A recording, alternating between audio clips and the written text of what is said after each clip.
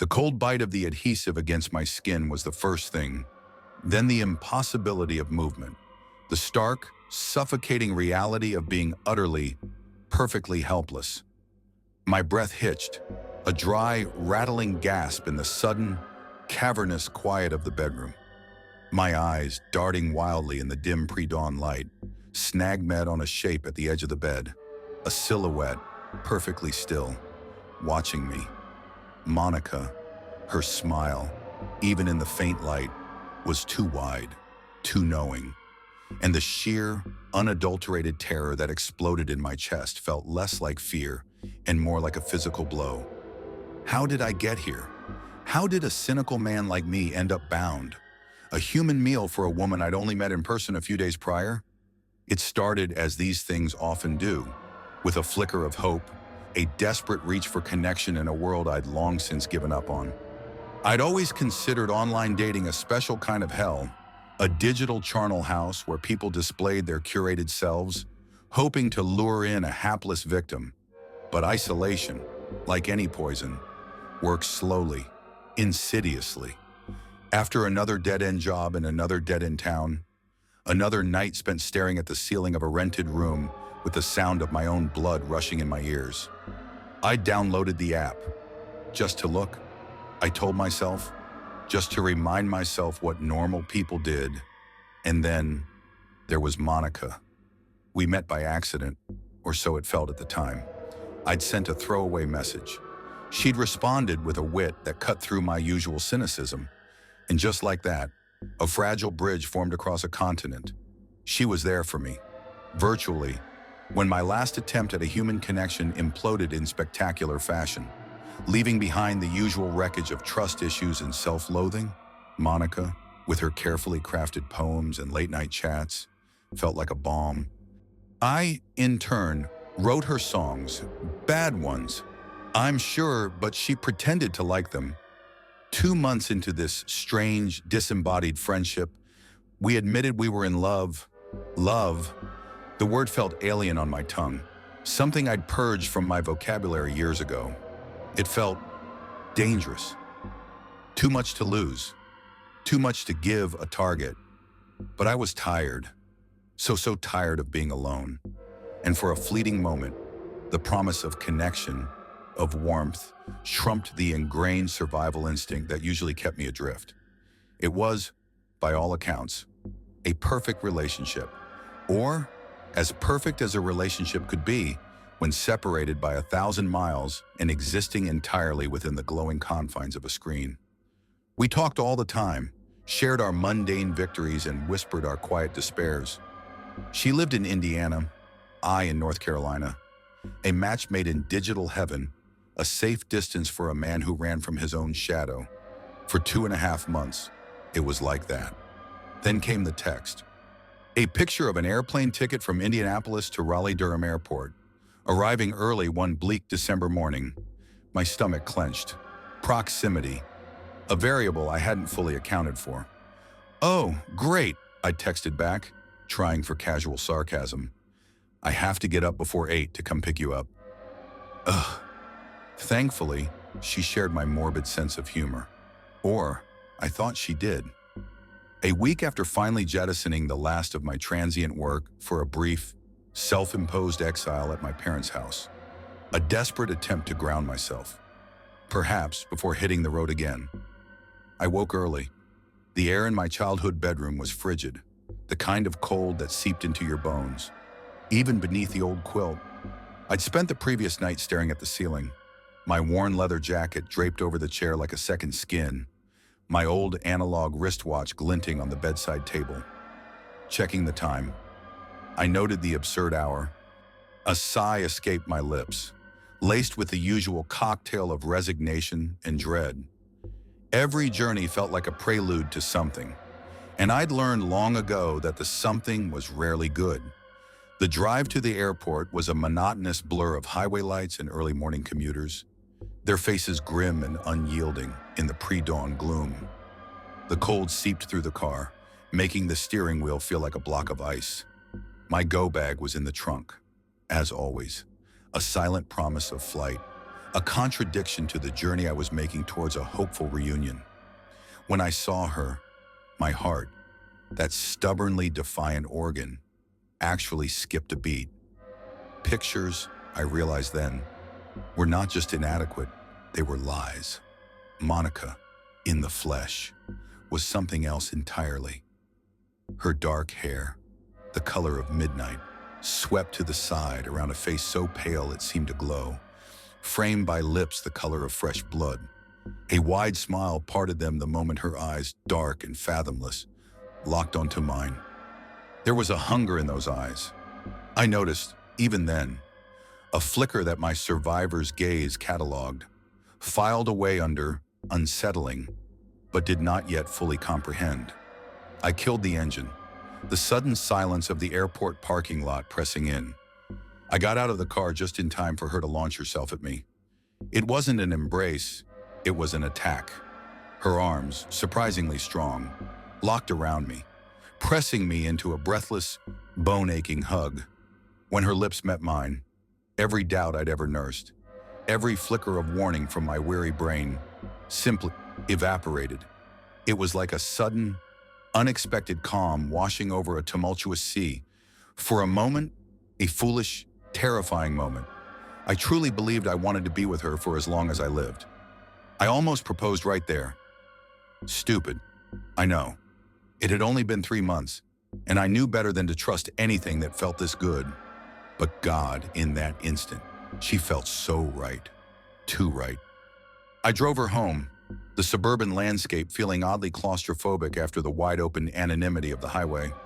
Monica, ever practical, had opted to stay in our extra bedroom rather than a hotel, a decision meant to save money, but which also felt like an invasive step into the flimsy walls I'd built around myself. My parents, bless their oblivious hearts, seemed charmed.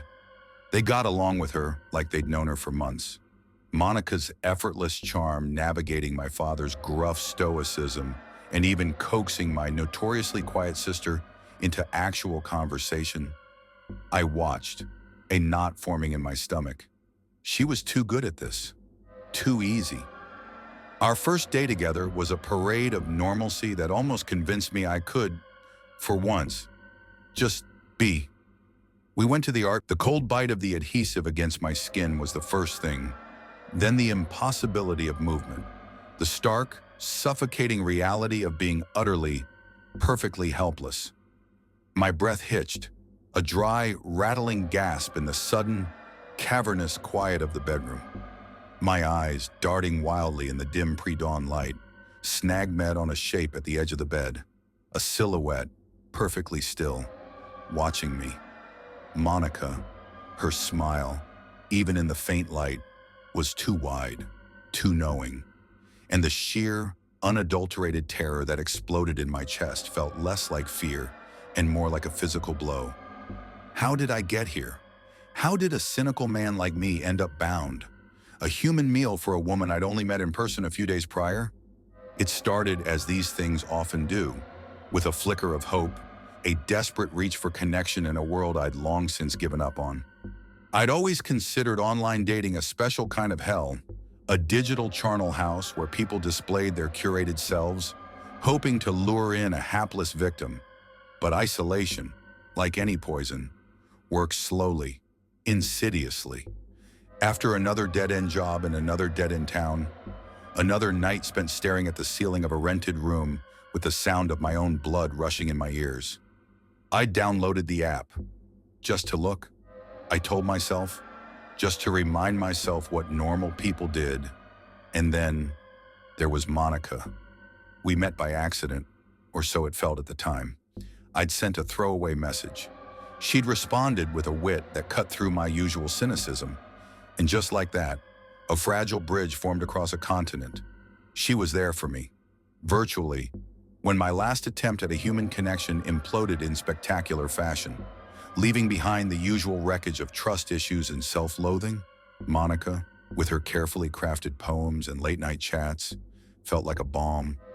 I, in turn, wrote her songs, bad ones, I'm sure, but she pretended to like them.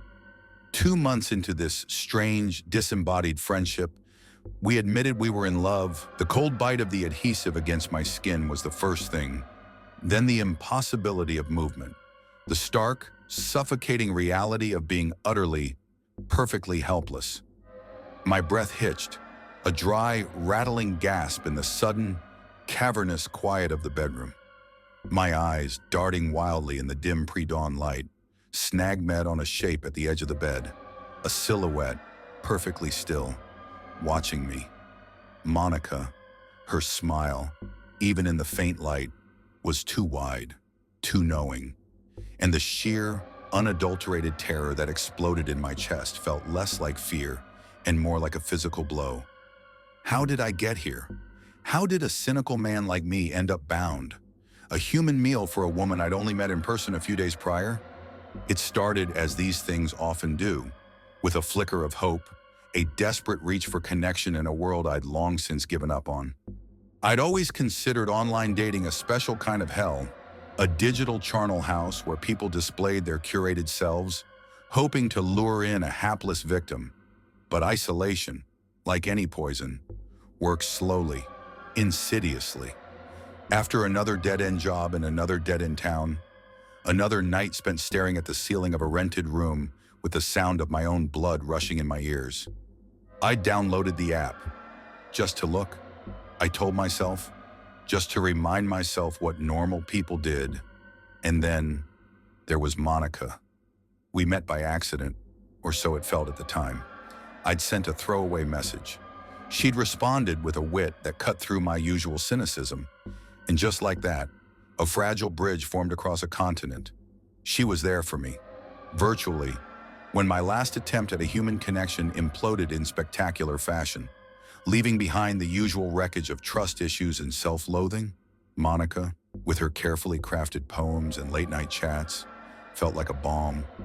I, in turn, wrote her songs, bad ones, I'm sure, but she pretended to like them. 2 months into this strange, disembodied friendship, we admitted we were in love. Love.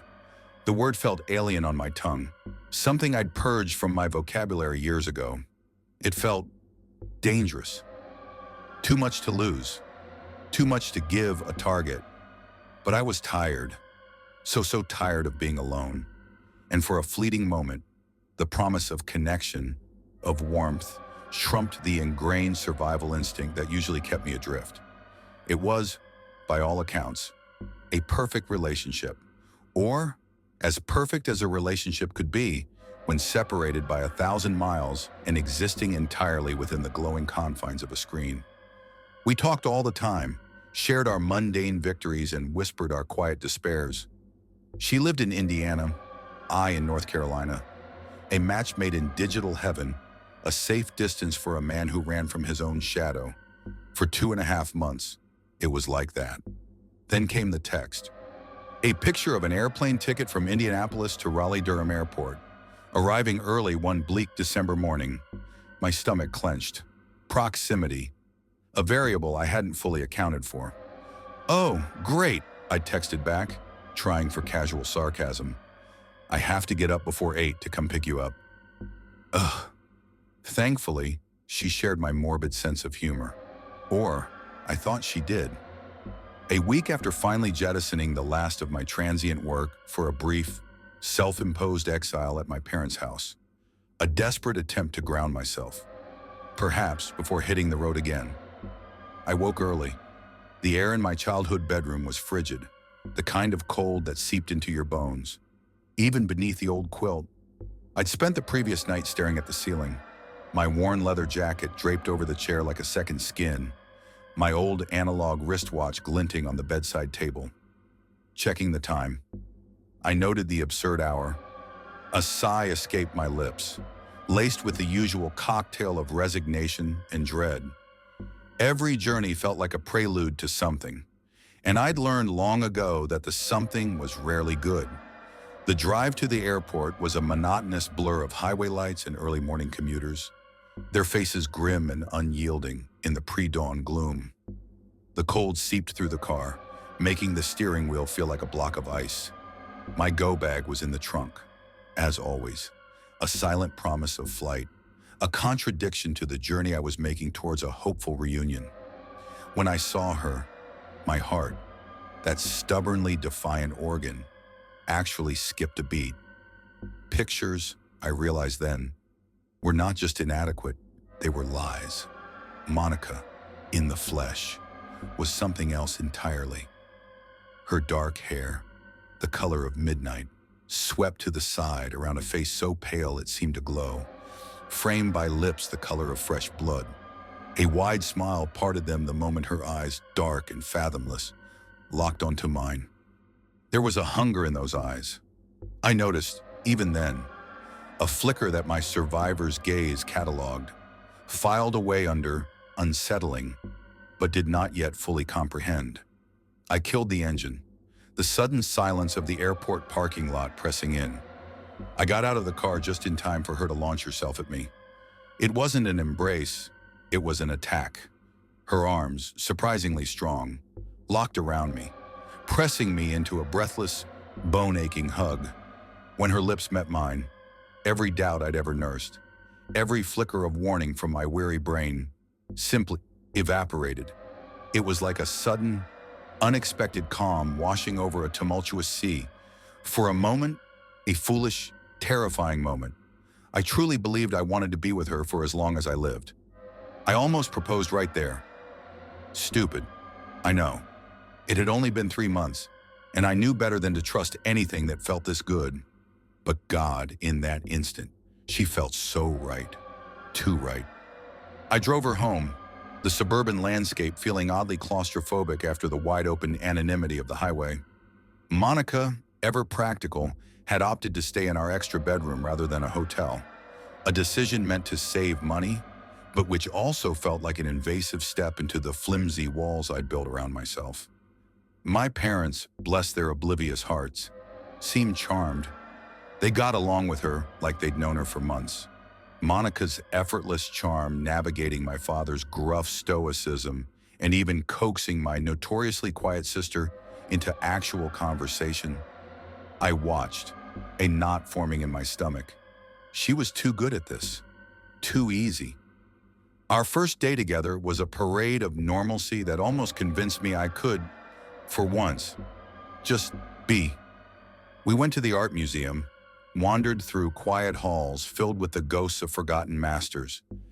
We got lunch at a very cute cafe that served waffles, the clatter of porcelain and the murmur of polite conversation, a stark contrast to the usual static of my life. We kissed, a lot.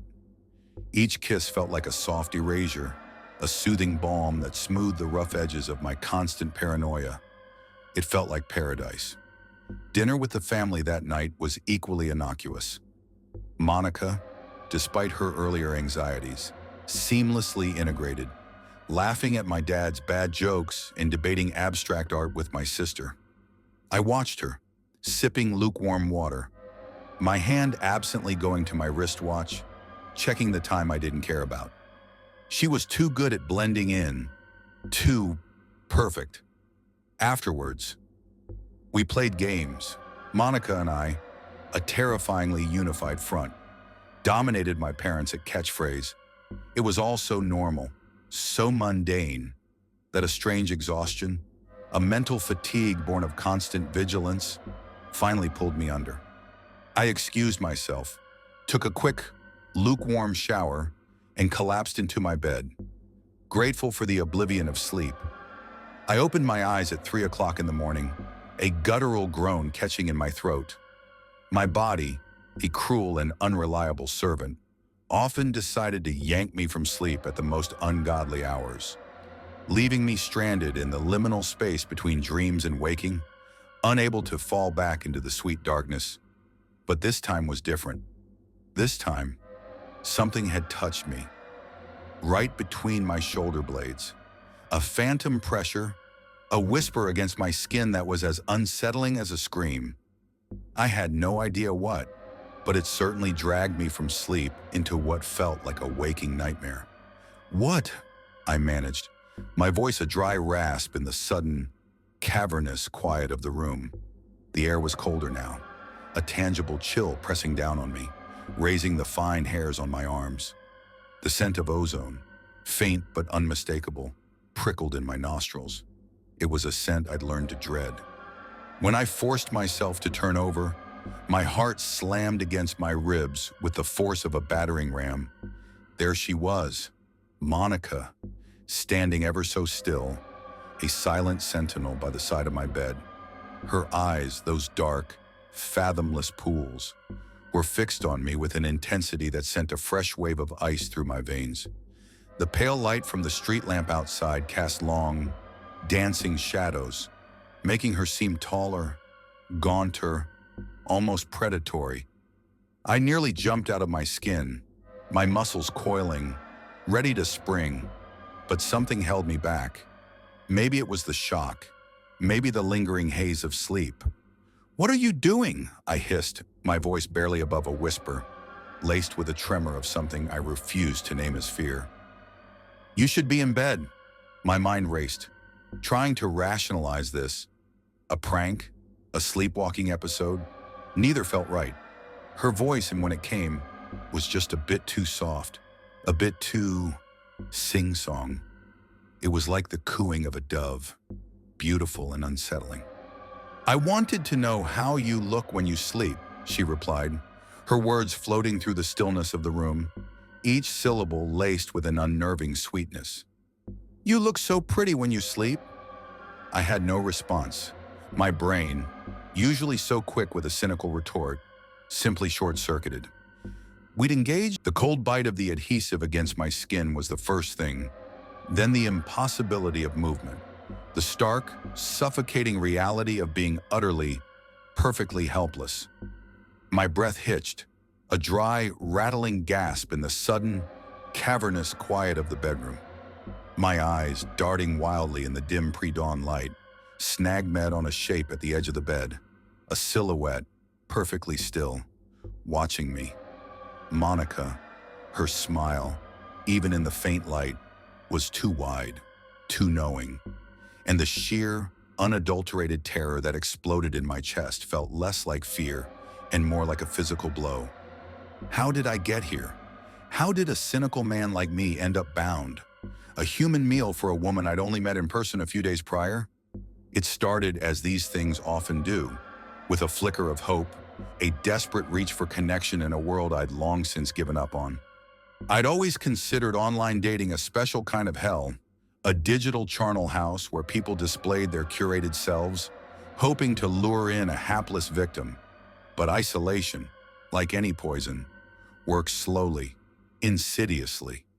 After another dead-end job in another dead-end town, another night spent staring at the ceiling of a rented room with the sound of my own blood rushing in my ears, I downloaded the app. Just to look, I told myself, just to remind myself what normal people did. And then there was Monica. We met by accident, or so it felt at the time. I'd sent a throwaway message. She'd responded with a wit that cut through my usual cynicism. And just like that, a fragile bridge formed across a continent. She was there for me, virtually, when my last attempt at a human connection imploded in spectacular fashion, leaving behind the usual wreckage of trust issues and self-loathing. Monica, with her carefully crafted poems and late-night chats, felt like a balm. I, in turn, wrote her songs, bad ones, I'm sure, but she pretended to like them. 2 months into this strange, disembodied friendship, we admitted we were in love. The cold bite of the adhesive against my skin was the first thing, then the impossibility of movement, the stark, suffocating reality of being utterly, perfectly helpless. My breath hitched, a dry, rattling gasp in the sudden, cavernous quiet of the bedroom. My eyes, darting wildly in the dim pre-dawn light, snag-met on a shape at the edge of the bed, a silhouette, perfectly still, watching me. Monica, her smile, even in the faint light, was too wide, too knowing, and the sheer, unadulterated terror that exploded in my chest felt less like fear and more like a physical blow. How did I get here? How did a cynical man like me end up bound? A human meal for a woman I'd only met in person a few days prior? It started as these things often do, with a flicker of hope, a desperate reach for connection in a world I'd long since given up on. I'd always considered online dating a special kind of hell, a digital charnel house where people displayed their curated selves, hoping to lure in a hapless victim. But isolation, like any poison, works slowly, insidiously. After another dead-end job in another dead-end town, another night spent staring at the ceiling of a rented room with the sound of my own blood rushing in my ears, I downloaded the app, just to look, I told myself, just to remind myself what normal people did. And then there was Monica. We met by accident, or so it felt at the time. I'd sent a throwaway message. She'd responded with a wit that cut through my usual cynicism. And just like that, a fragile bridge formed across a continent. She was there for me, virtually, when my last attempt at a human connection imploded in spectacular fashion, leaving behind the usual wreckage of trust issues and self-loathing. Monica, with her carefully crafted poems and late-night chats, felt like a balm. I, in turn, wrote her songs, bad ones, I'm sure, but she pretended to like them. 2 months into this strange, disembodied friendship, we admitted we were in love. Love. The word felt alien on my tongue, something I'd purged from my vocabulary years ago. It felt dangerous. Too much to lose. Too much to give a target. But I was tired. So tired of being alone. And for a fleeting moment, the promise of connection, of warmth, trumped the ingrained survival instinct that usually kept me adrift. It was, by all accounts, a perfect relationship, or as perfect as a relationship could be when separated by 1,000 miles and existing entirely within the glowing confines of a screen. We talked all the time, shared our mundane victories and whispered our quiet despairs. She lived in Indiana, I in North Carolina, a match made in digital heaven, a safe distance for a man who ran from his own shadow. For 2.5 months, it was like that. Then came the text. A picture of an airplane ticket from Indianapolis to Raleigh-Durham Airport. Arriving early one bleak December morning, my stomach clenched. Proximity, a variable I hadn't fully accounted for. Oh, great, I texted back, trying for casual sarcasm. I have to get up before 8 to come pick you up. Ugh. Thankfully, she shared my morbid sense of humor. Or, I thought she did. A week after finally jettisoning the last of my transient work for a brief, self-imposed exile at my parents' house, a desperate attempt to ground myself, perhaps before hitting the road again, I woke early. The air in my childhood bedroom was frigid, the kind of cold that seeped into your bones, even beneath the old quilt. I'd spent the previous night staring at the ceiling, my worn leather jacket draped over the chair like a second skin, my old analog wristwatch glinting on the bedside table. Checking the time, I noted the absurd hour. A sigh escaped my lips, laced with the usual cocktail of resignation and dread. Every journey felt like a prelude to something, and I'd learned long ago that the something was rarely good. The drive to the airport was a monotonous blur of highway lights and early morning commuters, their faces grim and unyielding in the pre-dawn gloom. The cold seeped through the car, making the steering wheel feel like a block of ice. My go bag was in the trunk, as always, a silent promise of flight, a contradiction to the journey I was making towards a hopeful reunion. When I saw her, my heart, that stubbornly defiant organ, actually skipped a beat. Pictures, I realized then, were not just inadequate, they were lies. Monica, in the flesh, was something else entirely. Her dark hair, the color of midnight, swept to the side around a face so pale it seemed to glow, framed by lips the color of fresh blood.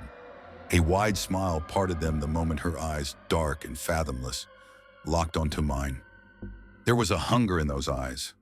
I noticed, even then, a flicker that my survivor's gaze cataloged, filed away under unsettling, but did not yet fully comprehend. I killed the engine, the sudden silence of the airport parking lot pressing in. I got out of the car just in time for her to launch herself at me. It wasn't an embrace, it was an attack. Her arms, surprisingly strong, locked around me, pressing me into a breathless, bone-aching hug. When her lips met mine, every doubt I'd ever nursed, every flicker of warning from my weary brain, simply evaporated. It was like a sudden, unexpected calm washing over a tumultuous sea. For a moment, a foolish, terrifying moment, I truly believed I wanted to be with her for as long as I lived. I almost proposed right there. Stupid. I know. It had only been 3 months, and I knew better than to trust anything that felt this good. But God, in that instant, she felt so right. Too right. I drove her home, the suburban landscape feeling oddly claustrophobic after the wide-open anonymity of the highway. Monica, ever practical, had opted to stay in our extra bedroom rather than a hotel. A decision meant to save money, but which also felt like an invasive step into the flimsy walls I'd built around myself. My parents, bless their oblivious hearts, seemed charmed. They got along with her like they'd known her for months. Monica's effortless charm navigating my father's gruff stoicism and even coaxing my notoriously quiet sister into actual conversation. I watched, a knot forming in my stomach. She was too good at this. Too easy. Our first day together was a parade of normalcy that almost convinced me I could, for once, just be. We went to the art museum, wandered through quiet halls filled with the ghosts of forgotten masters. We got lunch at a very cute cafe that served waffles. The clatter of porcelain and the murmur of polite conversation, a stark contrast to the usual static of my life. We kissed, a lot.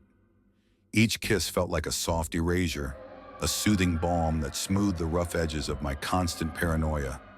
It felt like paradise. Dinner with the family that night was equally innocuous. Monica, despite her earlier anxieties, seamlessly integrated, laughing at my dad's bad jokes and debating abstract art with my sister. I watched her, sipping lukewarm water, my hand absently going to my wristwatch, checking the time I didn't care about. She was too good at blending in, too perfect. Afterwards, we played games. Monica and I, a terrifyingly unified front, dominated my parents at catchphrase. It was all so normal, so mundane, that a strange exhaustion, a mental fatigue born of constant vigilance, finally pulled me under. I excused myself, took a quick, lukewarm shower, and collapsed into my bed, grateful for the oblivion of sleep. I opened my eyes at 3 o'clock in the morning, a guttural groan catching in my throat. My body, a cruel and unreliable servant, often decided to yank me from sleep at the most ungodly hours, leaving me stranded in the liminal space between dreams and waking, unable to fall back into the sweet darkness. But this time was different. This time, something had touched me, right between my shoulder blades. A phantom pressure, a whisper against my skin that was as unsettling as a scream. I had no idea what, but it certainly dragged me from sleep into what felt like a waking nightmare. "What?" I managed, my voice a dry rasp in the sudden, cavernous quiet of the room. The air was colder now, a tangible chill pressing down on me, raising the fine hairs on my arms.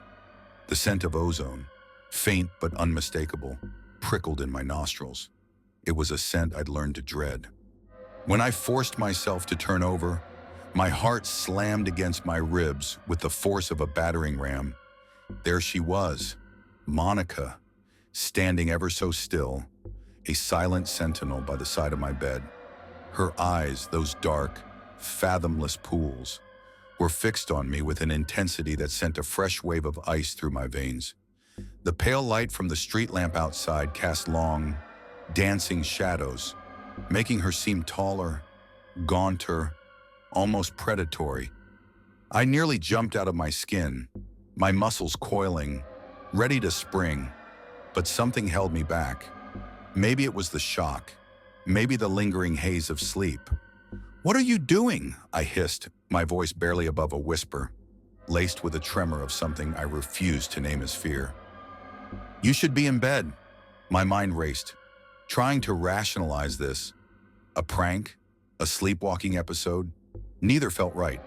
Her voice, and when it came, was just a bit too soft, a bit too sing-song. It was like the cooing of a dove, beautiful and unsettling. "I wanted to know how you look when you sleep," she replied, her words floating through the stillness of the room, each syllable laced with an unnerving sweetness. "You look so pretty when you sleep." I had no response. My brain, usually so quick with a cynical retort, simply short-circuited. We'd engaged in a fair bit of creepy banter online, a mutual appreciation for the macabre. Was this? The cold bite of the adhesive against my skin was the first thing, then the impossibility of movement, the stark, suffocating reality of being utterly, perfectly helpless. My breath hitched, a dry, rattling gasp in the sudden, cavernous quiet of the bedroom. My eyes, darting wildly in the dim pre-dawn light, snag-met on a shape at the edge of the bed, a silhouette, perfectly still, watching me. Monica, her smile, even in the faint light, was too wide, too knowing, and the sheer, unadulterated terror that exploded in my chest felt less like fear and more like a physical blow. How did I get here? How did a cynical man like me end up bound? A human meal for a woman I'd only met in person a few days prior? It started as these things often do, with a flicker of hope, a desperate reach for connection in a world I'd long since given up on. I'd always considered online dating a special kind of hell, a digital charnel house where people displayed their curated selves, hoping to lure in a hapless victim. But isolation, like any poison, works slowly, insidiously. After another dead-end job in another dead-end town, another night spent staring at the ceiling of a rented room with the sound of my own blood rushing in my ears, I downloaded the app. Just to look, I told myself, just to remind myself what normal people did. And then there was Monica. We met by accident, or so it felt at the time. I'd sent a throwaway message. She'd responded with a wit that cut through my usual cynicism. And just like that, a fragile bridge formed across a continent. She was there for me, virtually, when my last attempt at a human connection imploded in spectacular fashion, leaving behind the usual wreckage of trust issues and self-loathing. Monica, with her carefully crafted poems and late-night chats, felt like a balm. The cold bite of the adhesive against my skin was the first thing, then the impossibility of movement, the stark, suffocating reality of being utterly, perfectly helpless. My breath hitched, a dry, rattling gasp in the sudden, cavernous quiet of the bedroom. My eyes, darting wildly in the dim pre-dawn light, snag-met on a shape at the edge of the bed, a silhouette, perfectly still, watching me. Monica, her smile, even in the faint light, was too wide, too knowing, and the sheer, unadulterated terror that exploded in my chest felt less like fear and more like a physical blow. How did I get here? How did a cynical man like me end up bound? A human meal for a woman I'd only met in person a few days prior? It started as these things often do, with a flicker of hope, a desperate reach for connection in a world I'd long since given up on. I'd always considered online dating a special kind of hell, a digital charnel house where people displayed their curated selves, hoping to lure in a hapless victim. But isolation, like any poison, works slowly, insidiously. After another dead-end job in another dead-end town, another night spent staring at the ceiling of a rented room with the sound of my own blood rushing in my ears, I downloaded the app. Just to look, I told myself, just to remind myself what normal people did. And then there was Monica. We met by accident, or so it felt at the time. I'd sent a throwaway message. She'd responded with a wit that cut through my usual cynicism. And just like that, a fragile bridge formed across a continent. She was there for me, virtually, when my last attempt at a human connection imploded in spectacular fashion, leaving behind the usual wreckage of trust issues and self-loathing. Monica, with her carefully crafted poems and late-night chats, felt like a balm. I, in turn, wrote her songs, bad ones, I'm sure, but she pretended to like them.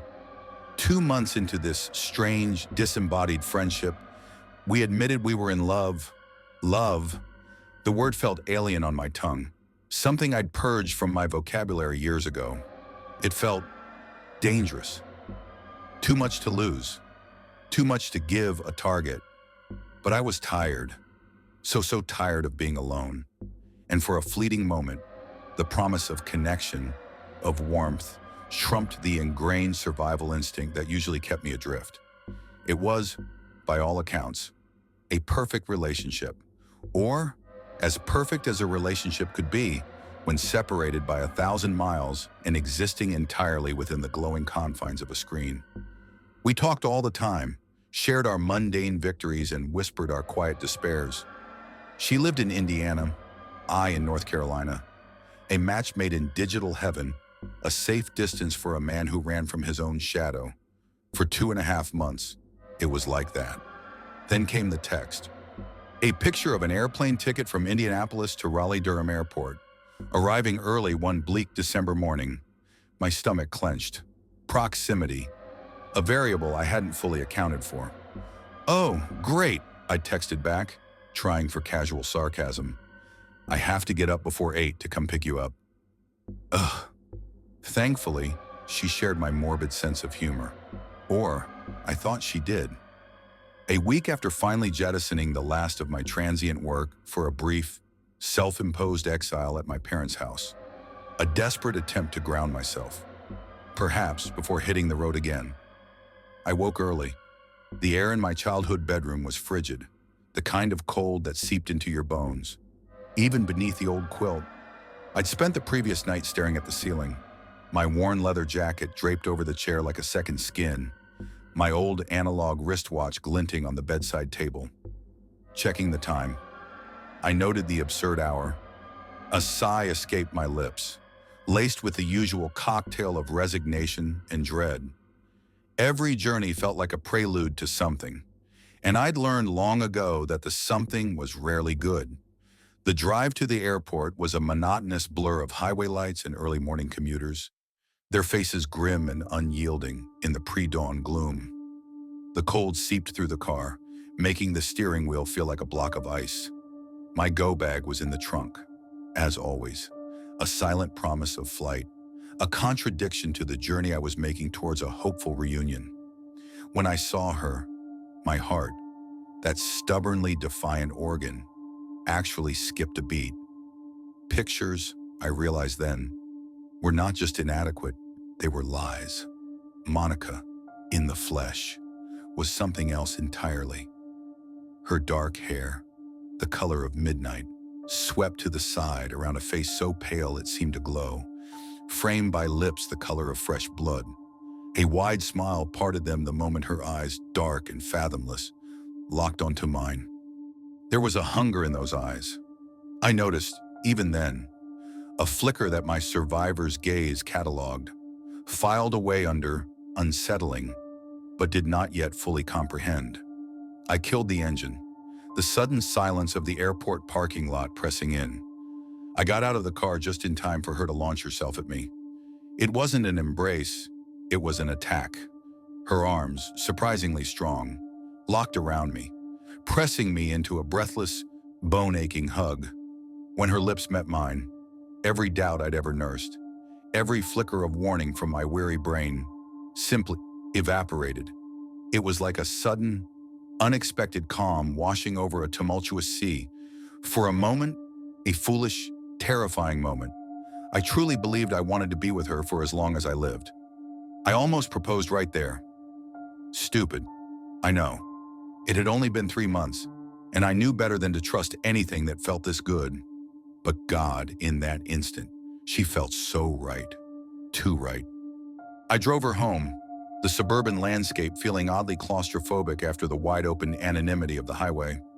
Monica, ever practical, had opted to stay in our extra bedroom rather than a hotel, a decision meant to save money, but which also felt like an invasive step into the flimsy walls I'd built around myself.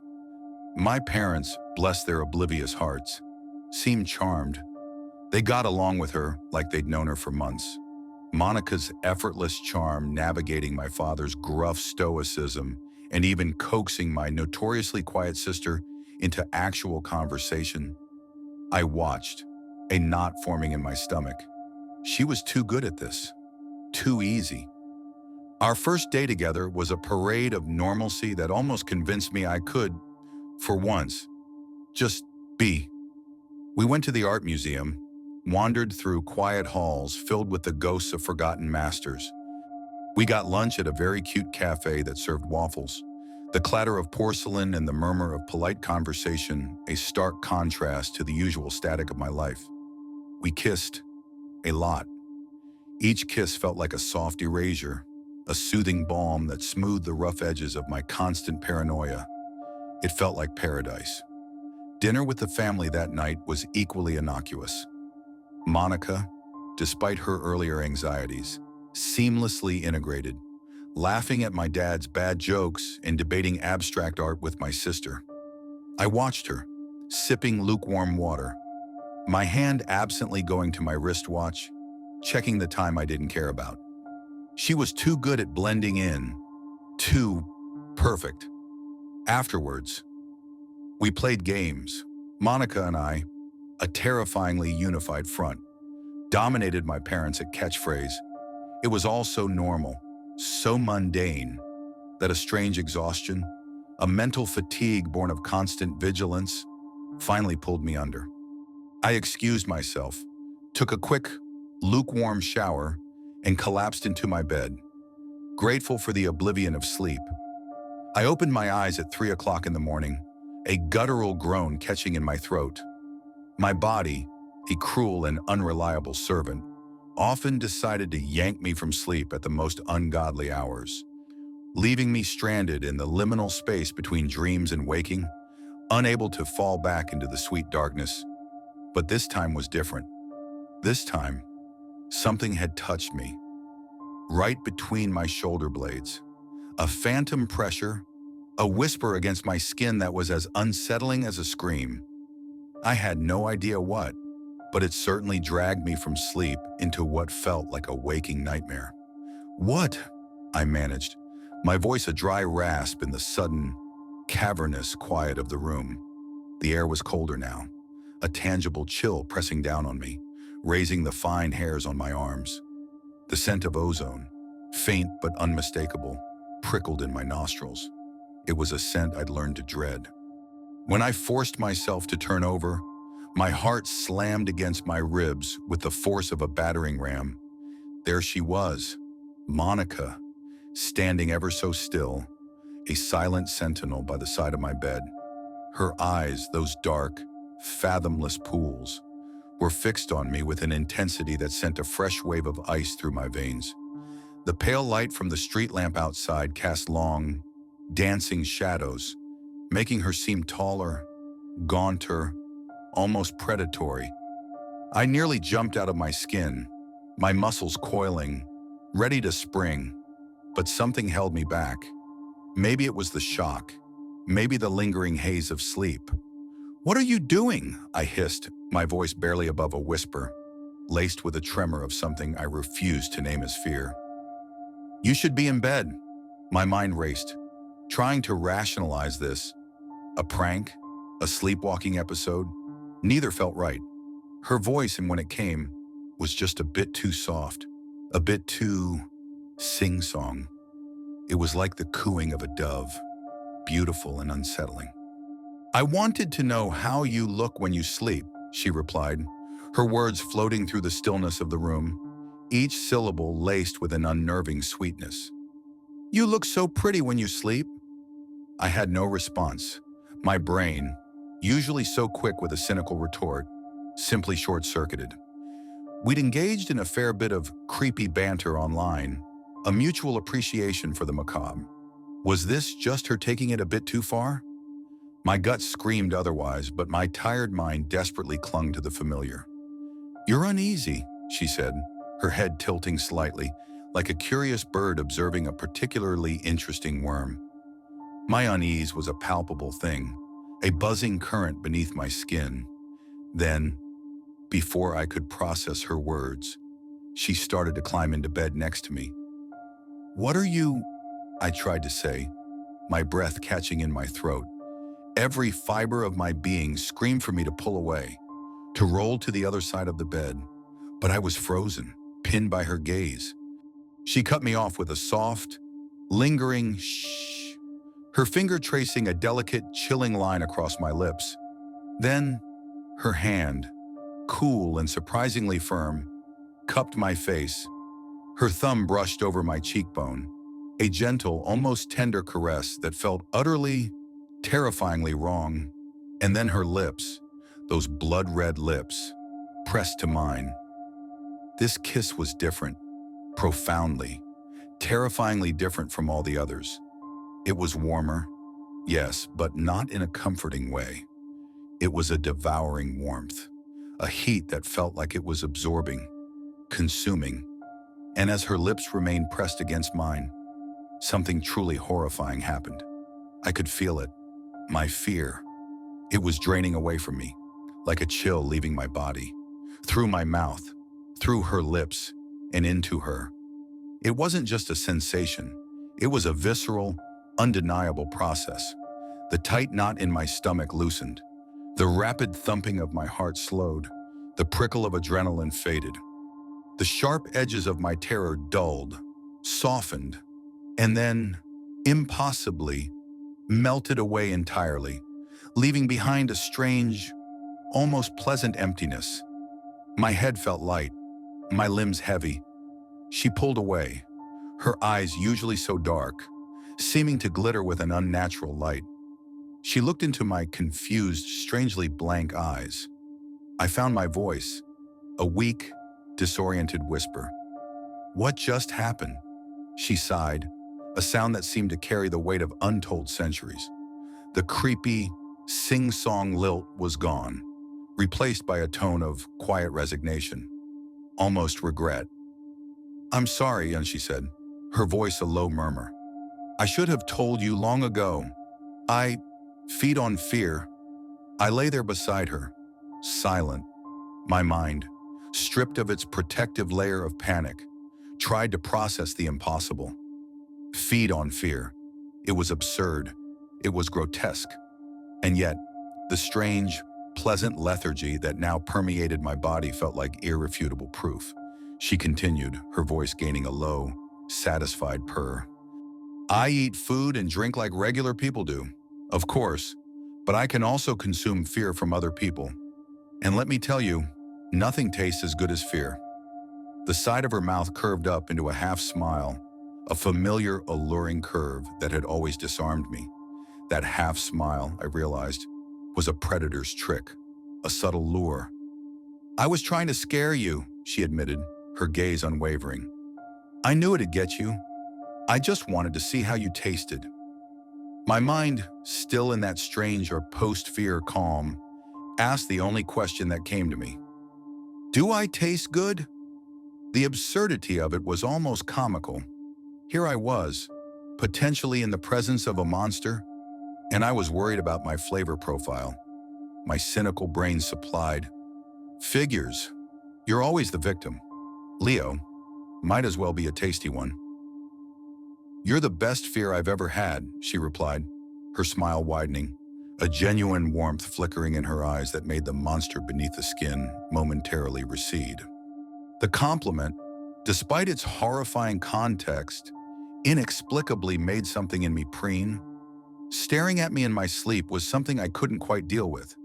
It was an invasion of privacy, a violation of the last bastion of unconscious safety.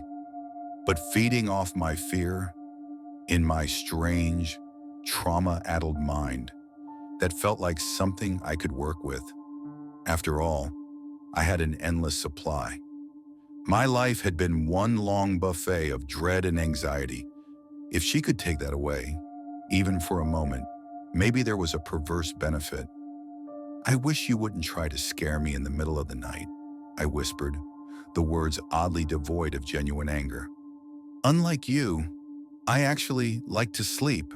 She laughed quietly, a soft, husky sound that vibrated through the air between us. I'll find other ways to feed. Don't worry. You can still have your beauty sleep. Not that you need it. She was such a sap, even when revealing her horrifying true nature. We kissed once more, a kiss that felt less like a lover's embrace and more like a transaction, a soothing exchange. Then she got out of bed, a silent, graceful shadow, and returned to the air mattress in the extra bedroom. I lay awake for a long time, staring at the ceiling, the strange emptiness in my gut a testament to her bizarre, terrifying power. I'd seen impossible things before, things that gnawed at the edges of reality. But this was intimate, personal, and for a man who avoided intimacy like the plague, it was uniquely unsettling. My hand went to my wristwatch, turning the crown back and forth, a small, meaningless gesture against the vast strangeness of the universe. The next day, a grim sort of curiosity, laced with a pragmatic resignation, settled over me. Monica and I put her ability to good use. We went to see a horror film, one of those newfangled ones packed with jump scares that kept catching me off guard. Every time I jumped, my heart leaping into my throat, a fresh surge of adrenaline flooding my system, Monica would grab my hand, then my face, pressing her lips to mine. And every time, I felt my fear just drain away, leaving me oddly calm, almost detached. It was a strange, addictive sensation, the sharp, exhilarating spike of terror, followed by the soothing, almost blissful calm, a temporary reprieve from the constant hum of anxiety that usually accompanied my existence. Later, we went for a walk in the cool, crisp neighborhood air, holding hands, the very picture of a normal, happy couple. Everything was going well, the calm aftermath of the movie's scares still lingering, until that woman with her damn dog, off the leash, rounded the corner, a black Labrador, all muscle and boundless energy. I froze, my stomach clenched, my breath hitched. Ever since that monstrous black Labrador had jumped on me when I was 3, tearing at my clothes, growling, a primal fear of dogs, especially the unleashed kind, had been etched into my very DNA. This particular dog didn't even make a move for us, just bounded ahead, its tail wagging, nose to the ground. But I still locked up, my body rigid, a cold sweat breaking out on my palms. Monica, observant as ever, could tell I was scared. She knew about the dog thing, a little detail I'd foolishly shared during one of our late-night confessions. She took my face in her hands, her fingers tracing the tense lines of my jaw. Her lips met mine again, and I felt every bit of fear and unease drain away from me, leaving behind that familiar, almost pleasant emptiness. We walked by the dog, me not feeling a thing toward it. It was like magic, a quick-acting, terrifyingly effective anxiolytic. "I love you," I said to her, the words feeling strangely hollow without the presence of fear to amplify them.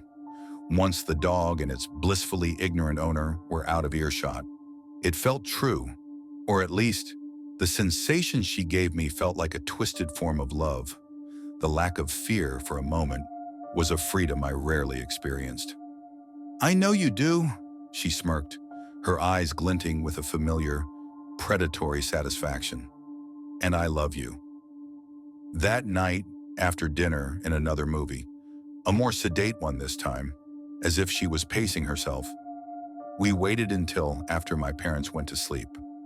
The house settled into a quiet hum, punctuated only by the distant hoot of an owl and the soft creak of the old floorboards. We slipped into my bed together. The air was thick with unspoken things, with the lingering scent of her strange hunger. "What else scares you?" she asked, her voice a low murmur against my ear, her fingers idly tracing patterns on my arm. My hand went to my wristwatch, a subconscious reflex, a grounding mechanism. "Everything." I wanted to say, "Everything scares me," And now, you do too. I thought for a second, trying to pinpoint a specific, tangible fear. Something less existential than the constant hum of dread that was my baseline. Heights, I finally admitted. Falling, in particular. The memory of a recurring nightmare, a plummet into endless void, flickered at the edges of my consciousness. "Oh, falling?" she mused, the words laced with an unsettling curiosity. "Yeah," I confirmed, a shiver running down my spine despite the warmth of her proximity. Then she began. "With the wind whipping against your face as you flail for some sort of control, unable to do anything as the ground rushes up to meet you, the sickening lurch in your gut, the scream that catches in your throat, the sickening crunch that follows, like a sack of wet bones hitting concrete." I swallowed hard, my mouth suddenly dry. She wasn't just talking, she was conjuring, whispering directly in my ear. She painted a terrifyingly vivid picture of falling to my death. This is what I got for dating a writer, I thought with a grim, internal chuckle. She didn't spare a single detail, the words twisting themselves into grotesque imagery in my mind. Every word was a fresh spark, igniting new tendrils of dread, sending shivers through my body. The cold of fear, bone deep and pervasive, wrapped around me. Then, without warning, she kissed me, her lips pressing firm and demanding against mine. The intense fear, the vivid imagery she'd just conjured, drained from me, flowing into her, leaving me empty and oddly calm once more. I pulled back, giving her a look that was a mix of irritation and a strange, grudging admiration. "Don't do that." "What? I thought you liked being scared." She smirked, licking her lips, a gesture that was both alluring and utterly predatory. And she wasn't wrong. She did being scary so well. Too well. I managed a sheepish, almost embarrassed smile. "Just go easy on me, won't you?" "Sorry," she whispered, her voice a low purr. "I was just really hungry." This should have been the first unequivocal sign that things were getting weirder, that her hunger was escalating, becoming less about taste and more about sustenance. But I paid no mind to it. I was tired, content in the strange, fear-drained calm. I just closed my eyes and held on to her, drifting off to sleep, clinging to the perverse comfort she offered. The third day, that's when Monica started to get relentless. The charm that had so easily swayed my parents began to crack, revealing the raw, unbridled hunger beneath. I'd go to the bathroom, and she'd jump out, a sudden, terrifying apparition, then grab me and kiss my fear away. I'd turn a corner, and she'd be there, a silent specter, making me spasm with surprise, then suck the terror from my lips. Each time, it felt like she wanted more, that the momentary satiation wasn't enough. The calming effect after each draining kiss grew shorter, the fear returning quicker, stronger. It was like she was building up my fear, then taking it in ever larger, more potent doses. That afternoon, she begged me to stay in and watch horror movies with her. My reluctant conscience, always my fatal flaw, kicked in. I loved horror movies, and I was, in some twisted way, tethered to her, so it seemed like a perfect combination. She kept picking disgusting, disturbing ones that I hadn't seen. All afternoon, titles I'd only heard whispered in hushed tones on fringe forums. I know now it was just to freak me out, to cultivate the fear before harvesting it. We spent half that screen time kissing, my horror bleeding into her satisfaction. I'm glad for the kisses, because what I did see of the human centipede too, I will never be able to unsee. The images were burned into my retinas, a fresh layer of psychic scar tissue, after another family dinner, where Monica was, terrifyingly, as charming as ever. My parents and sister went out to catch a movie, trusting us not to get into trouble. The house settled into an echoing silence once they were gone, a silence that felt less like peace and more like a held breath. My heart hammered against my ribs, a trapped bird. We went up to my bed, and in the quiet of the house, did what any non-celibate couple would do if home alone. Afterwards, in her arms, I drifted off to sleep, still naked, utterly vulnerable, a fatal mistake. When I opened my eyes again, it was dark. My internal clock registered the deep hours of the night, but this time, a new horror, cold and immediate, seized me. I couldn't move. Panic, cold and sharp as a surgeon's scalpel, sliced through the remnants of sleep. I looked down, my eyes straining in the dim, unfamiliar light, and saw that I was covered from neck to ankles in duct tape. Thick, gray, industrial-strength tape, wrapped in perfect, overlapping layers, pinning me to the bed like a specimen on a dissecting table. I struggled, a silent, desperate thrashing, my muscles screaming in protest against the unyielding bonds. But whoever had wrapped me in the stuff had done a really, really good job. Every effort only tightened the suffocating embrace of the adhesive. Then it hit me. After dinner, Monica had asked my dad where the duct tape was. She'd laughed, a light, tinkling sound, and said she was making me a little art project. Apparently, I was the art. I turned my head to the side, a slow, agonizing twist of my neck, and there she was, standing in the same place she had been the first night, by the side of the bed, watching me. She was smiling, a wide beatific smile that stretched her blood-red lips, revealing too much tooth. I was not. My face was a mask of terror, my eyes wide and pleading in the dim light. "Like my project?" she asked, her voice a purr of pure, unadulterated satisfaction. "I made it just for you." I tried to scream, to unleash the primal shriek that clawed at my throat, but she leaned down before I could, her eyes blazing with an unholy glee. Her lips, impossibly soft and warm, pressed to mine, and the terror, more intense, more visceral, more all-consuming than I'd ever felt in my life, flowed out from my lips and into hers. She moaned, a low, guttural sound, as she drank from me, as if gorging herself on the best food possible, a connoisseur savoring a rare vintage. It was a complete emptying, a stripping of my very essence. I was a vessel, and she was draining me dry. "What the hell?" I managed. Once she finally pulled away, her eyes glistening, I wasn't afraid so much as profoundly disoriented, the emotional equivalent of a vacuum, curious, in a detached, clinical way. "You taste so good," she replied, her words laced with a satiated bliss that turned my stomach. "I can't get enough, so I'm practicing for tomorrow night. If you say no, if I..." My voice trailed off, the implication a cold, sharp blade to the gut. "If I say no, you'll just take it anyway. Forever.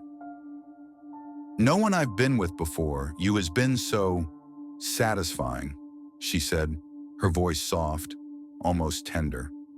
"No one tastes this good. So I've decided to run away with you, live somewhere far away from everyone, where I can consume your fear all I want." Her words painted a picture not of romance, but of a cage, a gilded cage, perhaps, but a cage nonetheless. My own personal vampire. My mind, stripped of its fear, could only observe, categorize, and feel a grim, fatalistic acceptance. This was it. This was my new normal. She kissed me again, a deep, lingering kiss, and the fresh wave of fear that had begun to rise in my chest. The horror of her plan faded away, leaving me with that familiar, unnerving calm. She was making it impossible to say no. "And now we know I can restrain you without waking you up," she whispered, a chilling note of triumph in her voice. She crawled into bed beside me, her body warm and pliant against my tightly packed, immobile form. She held me close, her head resting on my shoulder, as if I were simply a lover, not a bound and terrified meal. "Now, sleep, my most wonderful boy," she murmured, her voice laced with an unsettling affection. "And tomorrow, when I ask you to leave with me, I hope you'll say yes." And she kissed me one more time before my eyelids, heavy and unwilling, finally drooped closed. Sleep, I realized, was no longer a sanctuary, but a vulnerability. It's our last night together. At least, I hope it will be. I woke up free from my bonds, the sudden freedom almost as jarring as the captivity, but I could still feel the faint, sticky residue of the tape on my skin, a phantom embrace, a chilling reminder that it wasn't a dream, it had been real, and it was going to be real again. I spent the day avoiding Monica as best I could, a cowardly dance of evasion. I hid on the toilet, claiming stomach issues. I pretended to take naps in my room, burying myself under blankets, my old analog wristwatch clutched in my hand, ticking away the precious, fleeting moments of my freedom. My go bag was still in the trunk, a silent taunt. Could I make a break for it? Would she sense it? The cold dread in my gut told me she would. When we ate dinner with the family, I barely said a word, letting her do all the talking. She was, as always, utterly charming, laughing, engaging, a perfect daughter-in-law. My parents were oblivious, blinded by her practiced performance. The thought made a bitter taste rise in my mouth. She was a monster, hiding in plain sight. Before I went upstairs, Monica stopped me in the hallway, her hand light on my arm, but her grip felt like steel. Her eyes, those beautiful, hungry eyes, bored into mine. "Hey, before I forget," she said, her voice soft, casual, but with an underlying current of steel. "I was thinking, do you want to come with me when I leave?" I remembered what happened last night, the tape, the draining, the chilling pronouncement of my fate. No matter what I answered, I knew I would be nothing but food for her forever. A walking, talking, fear-generating battery, a vampire's slave, a human cattle. My reluctant conscience warred with every instinct for self-preservation. I should run. But where? What was the point? My life had always been a series of escapes from one horror to the next. "I'll think about it," I said quickly, my voice a strangled rasp, then pulled away and ran up to my room, slamming the door behind me with a desperate finality. That's where I've been for the past 5 hours, sitting on my bed, wide awake. The door's locked, a flimsy barrier against the inevitable. But I know that if I fall asleep, that lock will be easy to pick for her. I don't want to be a source of sustenance forever.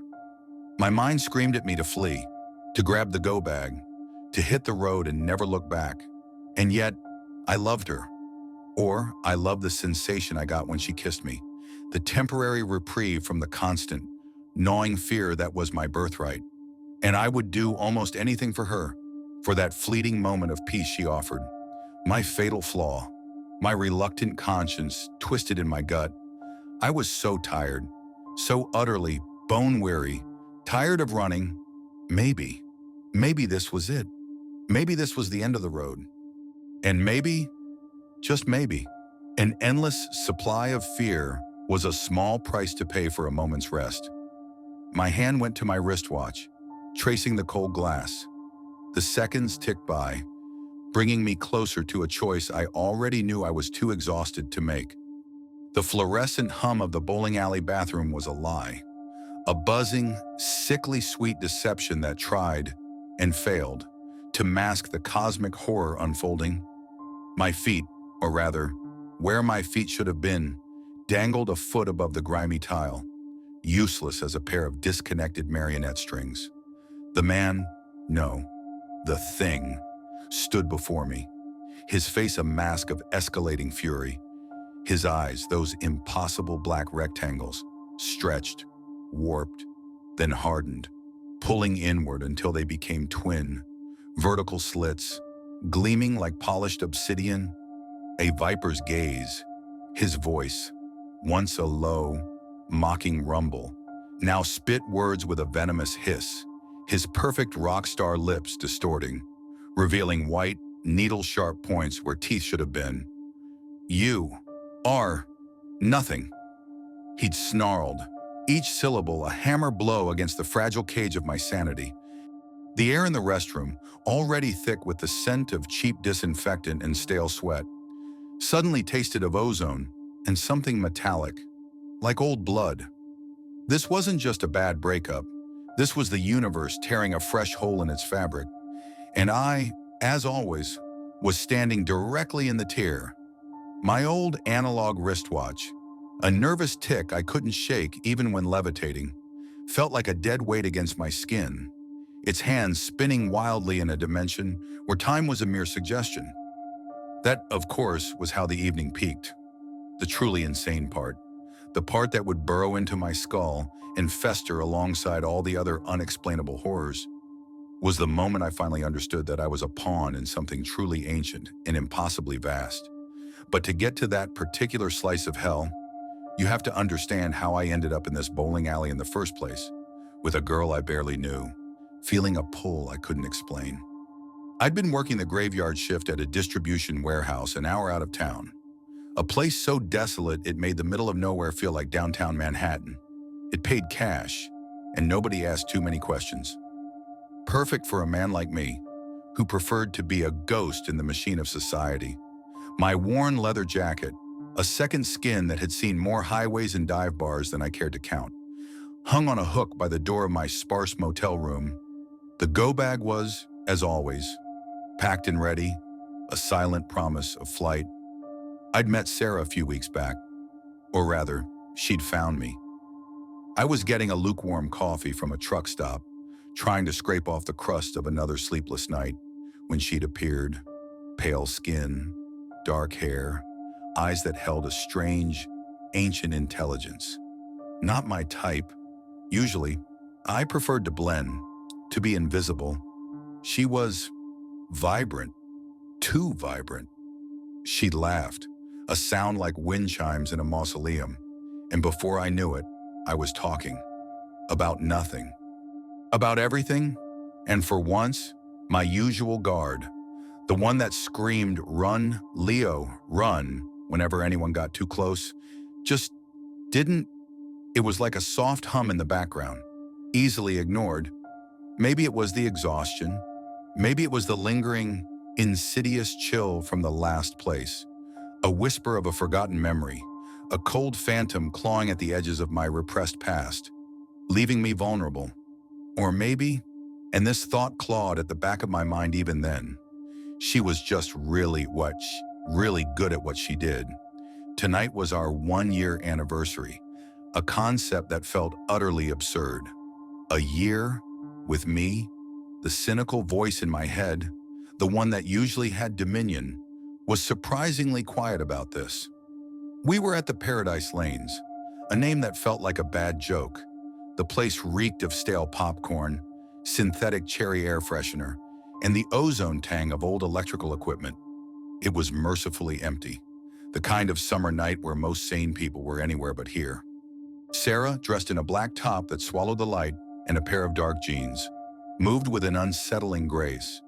She picked up a 16-pound ball, the heaviest they had, and with a casual flick of her wrist, sent it thundering down the lane.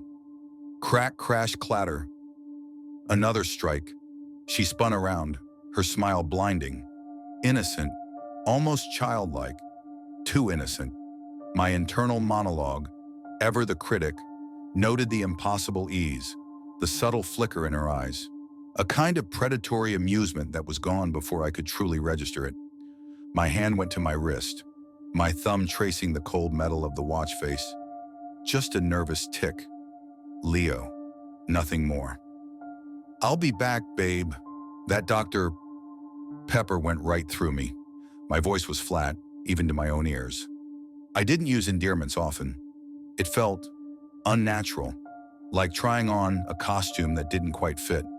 "Okay," she chirped, and I watched her saunter toward the concession counter, a tiny dark silhouette against the garish glow of the arcade games. She moved like a predator, even when buying hot dogs. The thought made my stomach clench. The men's room was a surprisingly clean oasis in the sea of sticky flooring. Not Bucky's clean, nothing was, but certainly not the usual biohazard I associated with public facilities. The air was thick with the generic, slightly floral scent of industrial cleaner. Empty, thankfully. I headed for the last urinal in the row of 5. The unwritten rule of urinal etiquette being a comfort in its simple, predictable logic. Give a man his space.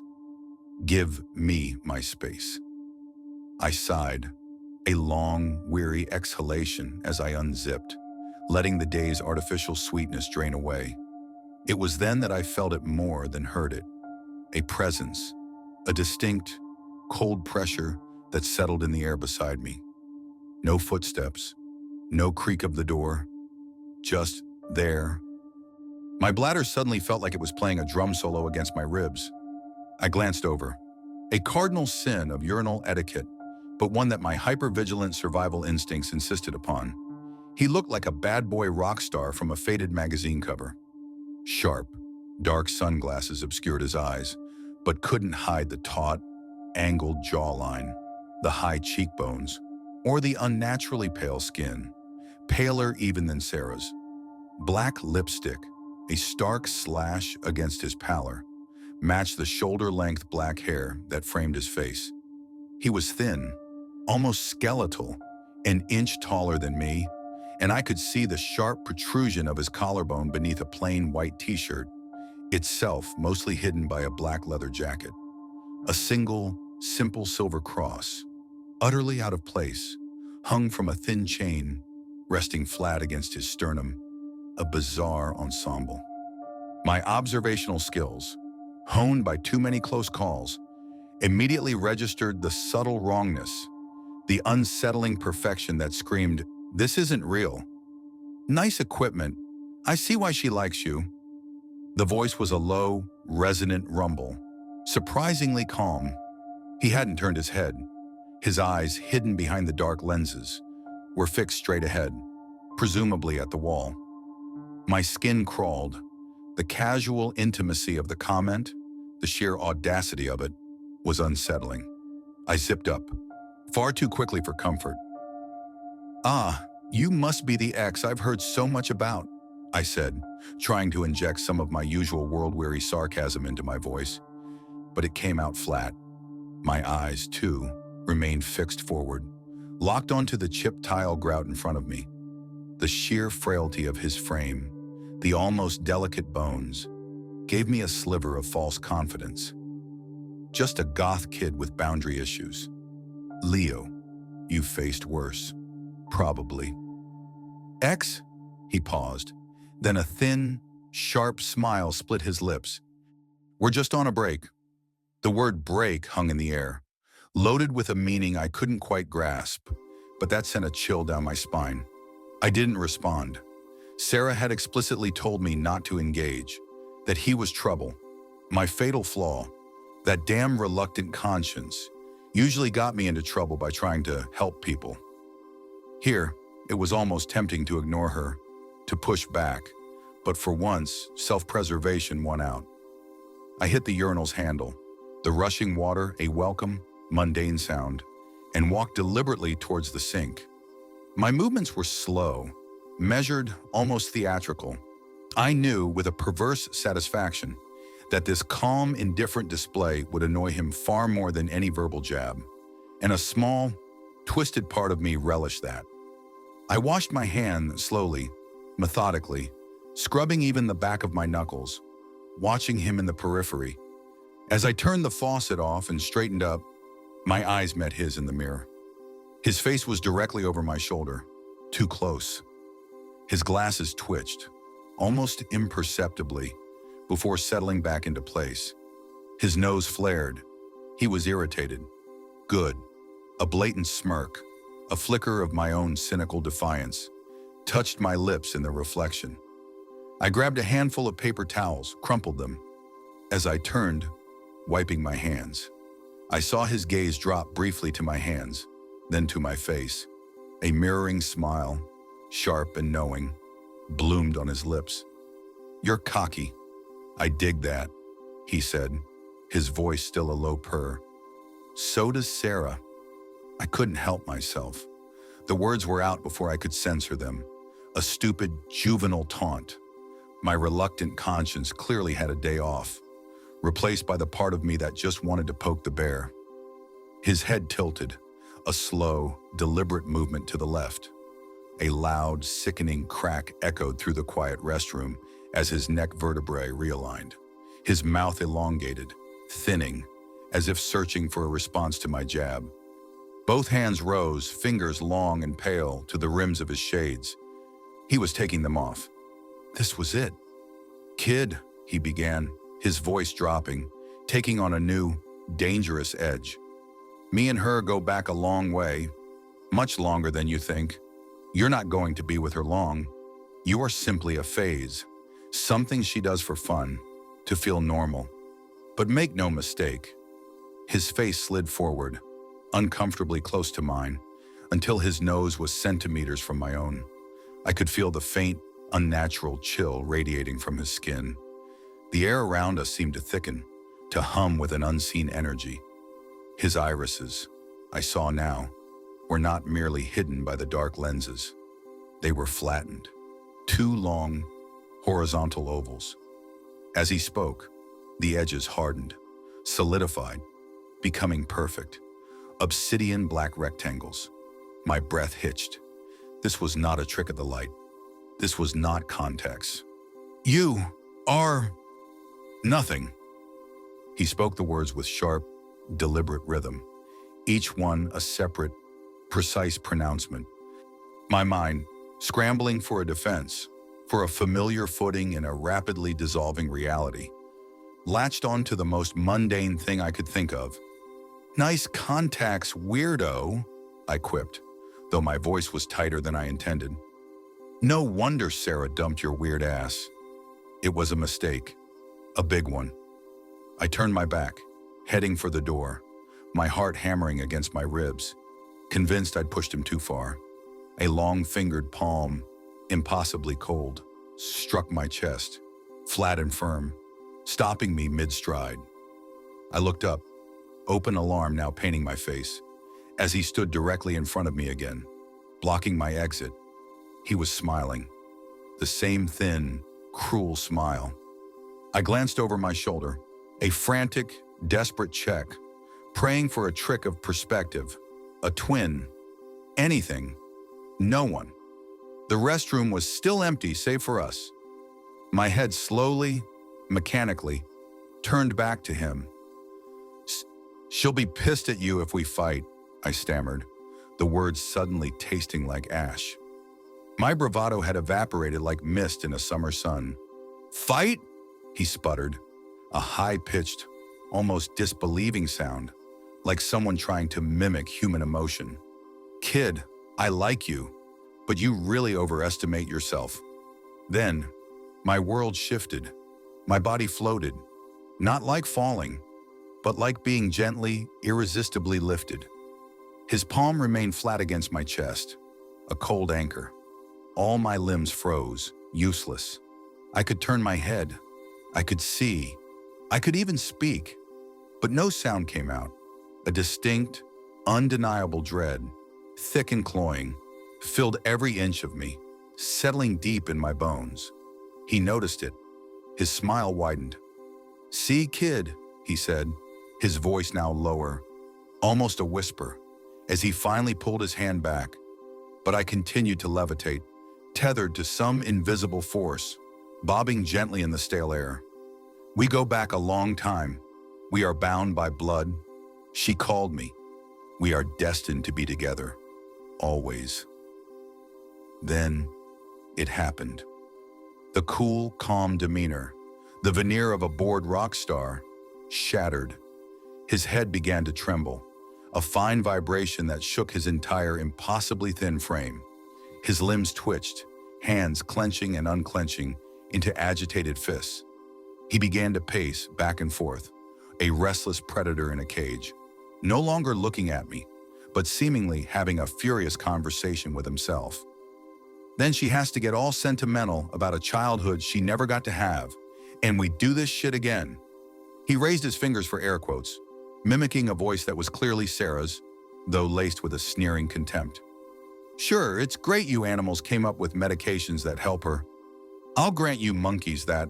But all this sentimental nonsense about childhood memories and living life, whatever that's supposed to mean, my mind still struggling to process the levitation, the eyes, the impossible cold, latched onto one phrase. What the hell are you? I finally managed to spit out, my voice a ragged croak. He paused, mid-stride, as if suddenly remembering I was there, hovering a foot away, witness to his insane monologue. That sharp smile returned, but now it was a rictus of pure, malicious glee. The white tips of his teeth, impossibly elongated and interlaced, gleamed in the dim light. His rectangle irises slowly, sickeningly, turned vertical, twin black slits pulling taut, the eyes of a snake, or something far, far worse. He leaned in again, his breath, surprisingly, odorless, but carrying a preternatural chill. Every couple hundred years she gets this wild hair on her ass, uses some brat like you to give her a fake, imitated experience. You're a toy kid, so watch that attitude of yours.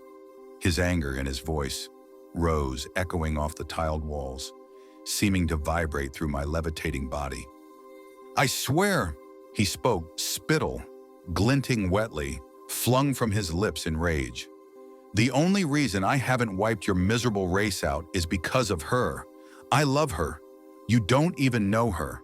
His nostrils flared out, taking in a long, deep breath. The anger, as quickly as it had surged, receded, and a chilling calm reclaimed him. I saw his pupils begin dilating again, returning to a more human shape. But he closed them before I could see what truly horrible forms they'd assume. He returned his sunglasses to the bridge of his nose, the dark lenses once again obscuring the true horror beneath. Instantly, my weight returned. My feet slammed back to the ground, jarring my knees. I stumbled, catching myself on two wobbly legs. The air, though still thick with the lingering weirdness, felt less suffocating. I paused, trembling, trying to pull myself together, to make sense of the impossible. My head spun. My hand, automatically, went to my wristwatch, my thumb tracing the numbers, a desperate need for something solid, something real. That's when I saw her. Sarah stood framed in the bathroom doorway, her face a mask of furious concentration. She was fuming. Her dark eyes, usually so captivating, now glittered with an unsettling, almost predatory light. AC, she screamed, her voice cutting through the lingering tension like a whip. I told you to leave him alone. We were just having a chat, babe, he purred, his voice back to its initial, unsettling calm. I'm not your babe, she snapped, the words resonating with a power I hadn't heard from her before. The force of her voice made the fluorescent lights flicker. The rest of their argument became a distant hum to me, muffled, as if I was submerged underwater. My mind felt disconnected, floating somewhere above the grotesque spectacle.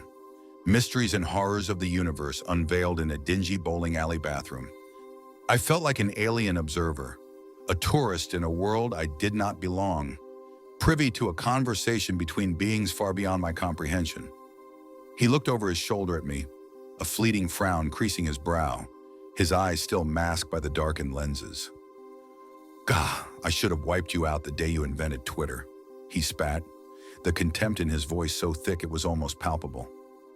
Just go away, Sarah spoke, arms crossed over her chest, her stance defiant, regal. Not how you felt during convocatio, he said, his voice now tinged with what sounded like genuine hurt, a flicker of something almost human in his tone. The opposite, in fact. That was different, she muttered, her eyes flicking, almost imperceptibly, towards me. A flicker of something in her gaze, something that wasn't innocence, that spoke of ancient pacts and cold, cosmic choices. So were you, Sarah Good. "So were you," AC said, his form blurring for a moment at the edges, before he simply wasn't there anymore. Gone. The heavy stillness he left behind was almost worse than his presence. Weirdly enough, a perverse, cynical part of me, the part that usually reserved its pity for myself, felt a pang of something pity for the actual demon? This was a new low. The silence that followed his departure was heavy, suffocating. Sarah stood there, staring at the empty doorway, her anger slowly leaching away, replaced by an unsettling blankness. My hands were still trembling. The smell of ozone still lingered. I need some time to process what happened, I managed to stammer, my voice thin and reedy. There was too much I didn't understand, too much that didn't fit. The one-year anniversary now felt like a sick joke. When I asked her about it, about him, about her, she just shook her head. Her face, usually so expressive, was a closed book. "I don't want to talk about it," she said, her voice flat, devoid of the charming lilt I'd somehow been suckered by. It hit me then, a cold, hard truth. I didn't know her at all. And worse, the strange, inexplicable pull I'd felt towards her, the one that had quieted my usual alarms, had vanished, replaced by a deep-seated revulsion. The whole thing felt off, like she was a disguise, and the person beneath had just peeled back the edges for a moment. My reluctant conscience, the one that usually made me stick around, was screaming at me to run faster and further than I ever had before. I spent the next few hours in my motel room, the heavy mag light from my go bag clutched in my hand, staring at the worn leather jacket hanging on the door. Every shadow seemed to writhe. Every creak of the old building sent a jolt of fear through me. My mind replayed the scene in the bathroom, over and over. The eyes, the levitation, the casual way they spoke of centuries. And then Sarah, the silence, the refusal to explain. I wanted to leave, needed to leave. The road was my only constant, my only refuge. But a new insidious fear had rooted itself. What if he found me if I kept seeing her? More terrifying, what if he found me if I didn't? What if I was now marked simply for being a toy? My hands went to my wrist again, turning the watch's crown, the mechanical click a tiny, reassuring sound in the chaos of my thoughts. Another layer of trauma, another reason to keep moving, faster, further. The weight of the world and all its unseen horrors seemed to settle heavier on my shoulders. God, I hated my fatal flaw. The world had a cruel sense of humor, always starting things quiet. One moment, I was a tired man with a fire poker in my trembling hand. The next, the air shrieked, raw and tearing, as a thing of nightmare ripped through solid wood like wet tissue paper. Blood, thick and coppery, exploded from Nick's arm, painting the pristine cabin floor in a grotesque, crimson masterpiece. His scream, a choked, animal sound, clawed at the back of my throat, dragging me right back to the smell of burning wood and the impossible screams that followed me through my nightmares. A symphony of terror I knew all too well. Every muscle in my body screamed to run, to abandon the bleeding man and his hysterical partner, to give in to the primal urge that had kept me alive this long.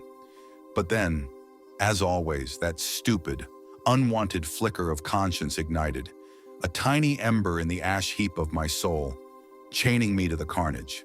"Stay low," I roared, a futile command against the beast's guttural snarls, my grip tightening on the iron rod. Knowing deep down it was less a weapon and more a flimsy prayer. It hadn't always been a fire poker in desperate screams. Just hours earlier, it had been the metallic tang of mountain air, the monotonous drone of my old pickup truck, and the vague promise of anonymity in the vast, indifferent Rockies. Another transient gig, another place to park Buster and keep my head down. A property management company, too cheap to hire a full-time groundskeeper, had put out a last-minute call for a temp general maintenance at a remote Airbnb rental. Sounded simple enough. Fix a leaky faucet, check the propane for the hot tub, make sure the Wi-Fi wasn't staging a silent protest. Easy money, far from prying eyes, and miles from the ghosts that usually clung to my worn leather jacket like bad cologne. I pulled Buster from the passenger seat, his tail thumping a steady rhythm against my leg as he took in the pine-scented air. He was a scruffy mutt, mostly terrier, with eyes that saw too much and barked at nothing. My shadow, my anchor, my single vulnerable point of failure. The cabin itself was a picture postcard cliché of mountain luxury, all polished wood and gleaming glass, nestled against a backdrop of towering pines and jagged, snow-capped peaks. Too perfect. A little voice whispered in the back of my mind. Nothing this perfect ever stayed that way. Not in my world. My analog watch, its face scratched from 100 close calls, told me it was just past noon.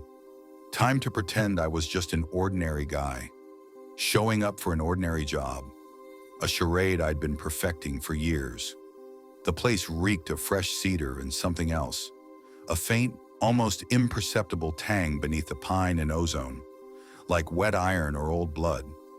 My senses, honed by a lifetime of close calls, snagged on it, a tiny burr in the fabric of the idyllic scene. I walked the perimeter, Buster sniffing at every root and rock, his ears swiveling. That was when I saw it. Nailed crudely to a porch beam near the back was a weathered wooden sign, hand-painted in stark, almost childish script. Do not go out alone at night. It was the kind of kitschy, rustic warning you'd expect at a Halloween-haunted trail, a novelty for city folks to giggle at. My cynical side scoffed. Probably a local trying to preserve some sense of mystique, or maybe just a bored kid. But then my observant side noticed something else, something deeper than the faded paint. Scratches, deep, ugly gouges in the wood of the beam itself, far too large and ragged to be from a playful dog or a careless hiker. They looked like claw marks, not the clean, precise cuts of a bear. These were different, jagged, as if something had tried to pry the beam apart. I ran a gloved finger over the deepest groove, a familiar chill prickling the hairs on my arms. My initial scoffing dissolved into a slow, unsettling dread. This wasn't a gimmick. This was a warning. I finished my inspection, the unease growing with every creak of the floorboards, every whisper of wind through the trees that sounded too much like a sigh. The air was getting heavier, too, like a storm brewing, but not one of rain. I could feel it in my teeth, a low thrumming that was either the altitude or something far more ancient stirring in the dark heart of these mountains. I'd heard stories of these places, whispered tales around truckers' bonfires, forests that remembered old gods, peaks that harbored things that hadn't seen the sun in millennia. Most times, I dismissed them as folklore, a way for isolated communities to explain away mundane tragedies. But sometimes, like now, the folklore felt like a blueprint. Just as I was about to head back to my truck, a minivan full of college-aged kids rolled up, blaring pop music. 6 of them, laughing, spilling out with duffel bags and a palpable sense of youthful excitement.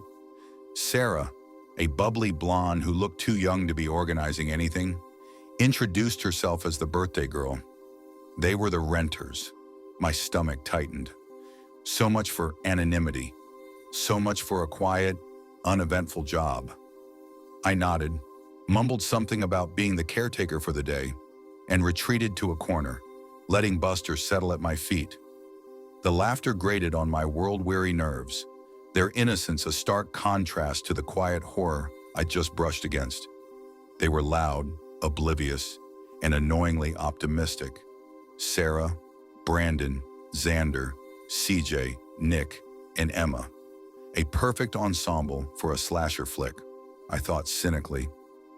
They went through the motions of setting up, arguing good-naturedly over rooms, tearing through snacks. Nick and Emma, the older, more grounded ones, gravitated to the back patio, burying their noses in books. Smart.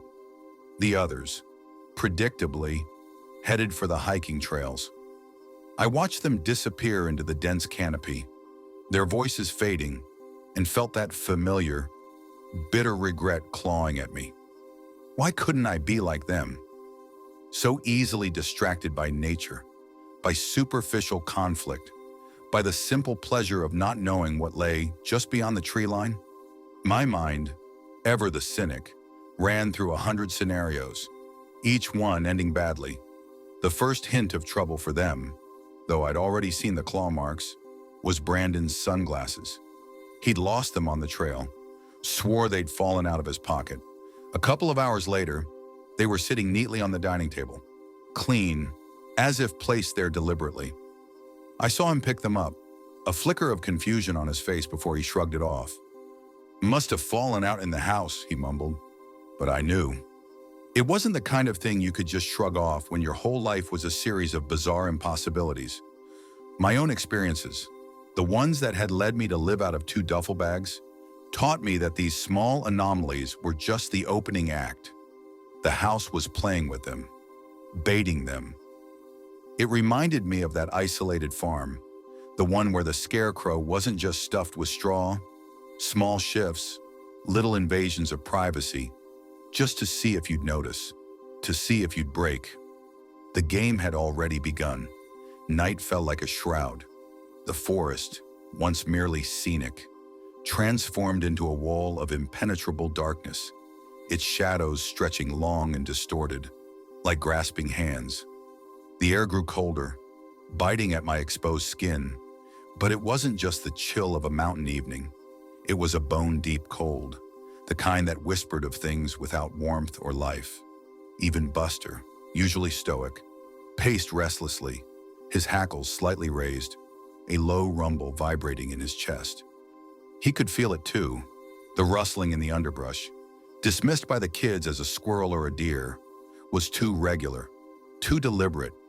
It was following their movements, a subtle, rhythmic crunch of leaves that seemed to echo their every step. Dakota, a self-proclaimed skeptic, scoffed at the "do not go out alone at night" sign, calling it a cheap thrill. I just watched him, saying nothing. Let him laugh. He hadn't seen what I had. He hadn't felt the things I'd felt. Later, when they came across those first claw marks on the porch beam, the same ones I'd observed, his laughter died, replaced by a nervous chatter. Even his logical mind couldn't quite reconcile the impossible depth of the gashes. He made some flimsy excuse about a large bear. Bears don't leave marks like that, not precisely. The second evening brought more unsettling events. Sarah, one of the girls, woke up in the dead of night to a faint scratching at her window. She dismissed it as a branch, but the frantic thudding of her heart, even through the thin walls, told me she knew better. I, on the other hand, was up. I had been up all night, patrolling the perimeter, Buster at my heels, his low growls my only company. I'd seen the faint, almost imperceptible indentations in the dew-kissed grass near Sarah's window, too large for any normal animal, too distinct to be my imagination. Something had been out there, testing the glass, measuring its prey. The next morning, it was the pantry. I'd been sent to check on the supplies, a mundane task in a rapidly escalating nightmare. The small walk-in space reeked of something foul, a sweet, cloying odor that made my stomach clench. Several cans, previously full, were now empty and scattered, their contents spilled onto the shelves like a grotesque feast, a strange, sticky residue, like dried sap mixed with something else, coated the pantry door. And the claw marks, oh, they were everywhere now, deeper, more frenzied, as if something had tried to tear the door from its hinges. The missing items were worse, not just food, a camping knife, a set of pliers, a heavy wrench, tools. It was taking inventory, preparing. My mind flashed to the imposter Mitch, the way something had moved in the walls, learning, observing. This was that same cold, calculating intelligence, Only this time, it felt hungrier. Xander, the usual life of the party, grew quiet, his eyes constantly darting towards the darkened tree line, as if he could feel the eyes on him. Good. At least one of them was starting to get it.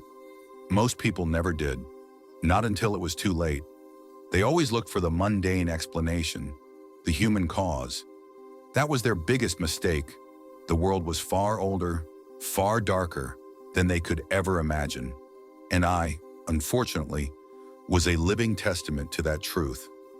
My hand went to my watch, my thumb rubbing the worn glass. Tick, tock. The clock was running out for these kids, and I felt that familiar, chilling certainty in my gut. Dusk on the third day brought the inevitable breakdown. Brandon and Xander, their nerves frayed, exploded in an argument over some old, petty grievance. Brandon, fueled by anger and probably fear he couldn't articulate, grabbed a flashlight and stomped off into the forest. "I'll be back when you learn how to grow up," he snarled, a pathetic display of bravado against the encroaching darkness. I watched him go, a fleeting thought of warning him, of stopping him, flickering in my mind. But the weariness, the fatalism that had become my constant companion, held me rooted. What was the point? He wouldn't listen. They never did. And even if he had, it would just be delaying the inevitable. The things that hunted in these shadows had a way of finding their prey, no matter how fast you ran. Besides, if I warned him, I'd have to explain, and explanations were a luxury I couldn't afford. Hours crawled by. The sun dipped below the horizon, painting the sky in fiery streaks of orange and purple that felt less like a beautiful sunset and more like a wound bleeding across the heavens. Brandon didn't return. The group's initial annoyance had curdled into palpable worry, a heavy silence punctuated by anxious glances towards the thickening woods. My own gut churned. He was gone. I knew it. Not lost. Not injured. Gone. Then came the sound. A guttural, inhuman screech, raw and tearing, ripping through the stillness of the mountain air. It was a sound that defied categorization, something ancient and terrible, utterly devoid of anything resembling humanity. It wasn't the roar of a bear, nor the cry of a mountain cat.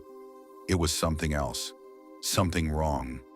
It vibrated in my teeth, in my bones, dragging me back to that field, the one where the air tasted of rot, and the scarecrow's eyes glowed with an unholy light. Everyone froze, their expressions a canvas of confusion, then dawning horror. Buster, beside me, let out a low, guttural growl, a sound I rarely heard from him, a sound of pure, instinctive menace. My eyes, ever scanning, darted to the wooden frame of the cottage, following a fresh, sickening crack. There it was, a massive claw mark, far larger and deeper than anything I'd seen before, gouged into the solid wood. This wasn't a warning anymore. This was a declaration. CJ, his face pale, stammered that he'd seen shadows darting between the trees, moving too quickly to be anything natural. I'd seen them too, just at the edge of my vision, flickers of impossible speed, a sense of vastness and darkness moving through the pines. Then, with a sickening thump, the power cut out. The cabin was plunged into absolute suffocating darkness. The silence that followed was worse than any scream, broken only by our ragged breaths, the frantic thump of my own heart against my ribs, and the low, continuous rumble from Buster. It felt like the world had inhaled, holding its breath. The air grew heavy, thick with unseen presences. I fumbled for the heavy mag light in my go bag, my fingers tracing the worn metal, a small comfort in the suffocating black. Sarah, somehow, found a lantern in the kitchen. Its flame sputtered weakly as she lit it, casting grotesque, flickering shadows that danced wildly on the walls, stretching and contracting like restless spirits. Every corner of the room felt alive, teeming with unseen threats. We huddled together, whispering desperate, futile theories. Bears, pranksters, some new kind of wilderness cult. All of them lies we told ourselves to avoid the terrible truth. A loud thud reverberated through the house, making the floorboards tremble beneath my boots, followed by the unmistakable sound of glass shattering. The back patio door. It was no longer a question of if it would come for us, but when, and now, it was here. My fingers tightened on the maglite, the familiar weight a small comfort, but my other hand still instinctively went to my watch, rubbing the crystal, a useless tick against the rising tide of pure, unadulterated terror. A grotesque figure loomed outside the broken patio door, framed by the shattered remnants of glass. It was nothing I had ever seen, yet sickeningly familiar in its wrongness. Massive, misshapen, a twisted parody of flesh and bone. Its limbs were too long, too sinewy, moving with an unnatural, jerky fluidity that defied anatomy. And its eyes, they glowed with a malevolent, sickly yellow light, burning holes in the darkness, fixed on us with predatory hunger. A guttural growl, like stones grinding together, rumbled deep in its chest, reverberating through the air, chilling me to the bone. This wasn't a bear. This wasn't a prank. This was a monster, ripped from the deepest, most primordial fears of mankind. It was the thing that lived in the darkness between the stars, the thing that fed on terror. It was home. Sarah, brave beyond her years, grabbed a fire poker, her hands trembling so violently I could see it from across the room. CJ and Xander, their faces pale masks of terror, armed themselves with kitchen knives. Emma, bless her heart, tried to keep everyone calm. "We stick together," she whispered, her voice cracking. "No one goes off alone." As if that would matter. This thing wasn't playing by human rules. It wasn't interested in fair fights or rules of engagement. It was interested in meat. The creature stalked closer, its movements unnervingly deliberate, a cruel, mocking slowness before the kill. The air grew heavy with its presence, thick with the scent of pine needles, wet earth, and that lingering, metallic tang. Then it lunged. Our collective scream pierced the night as the beast swiped at us with claws that tore through furniture like it was paper, sending splinters and cushions flying. The cabin, once a sanctuary, became a slaughterhouse. In the ensuing chaos, we managed to injure it. My maglite, swung with all the desperate force I could muster, connected with something hard and fleshy. I heard a wet, sickening thud, and the monster roared, a sound of agony mixed with pure, incandescent rage. The others, enfueled by the same desperate will to survive, jabbed and slashed with their makeshift weapons. But not without cost. Nick screamed, a sound that would haunt my dreams for weeks. His arm was slashed, a deep, gaping wound that pulsed with dark blood, pooling onto the floorboards in a widening crimson stain. His face contorted in shock and agony as he clutched the wound, trembling uncontrollably. Emma rushed to his side, her hands fumbling as she tried to stem the flow with a dish towel, tears streaming down her face. "We have to stop this. We're not prepared for this," she choked out, her voice raw with fear. "No shit." I thought, bitterness, a cold comfort.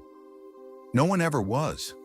The others hovered helplessly, their eyes wide, darting between Nick's bleeding arm and the shattered glass, their breaths shallow, the weight of their terror pressing down on them. The beast, wounded but not defeated, emitted a final, bone-chilling howl, a sound that promised retribution, before retreating, leaving a trail of blood and destruction in its wake.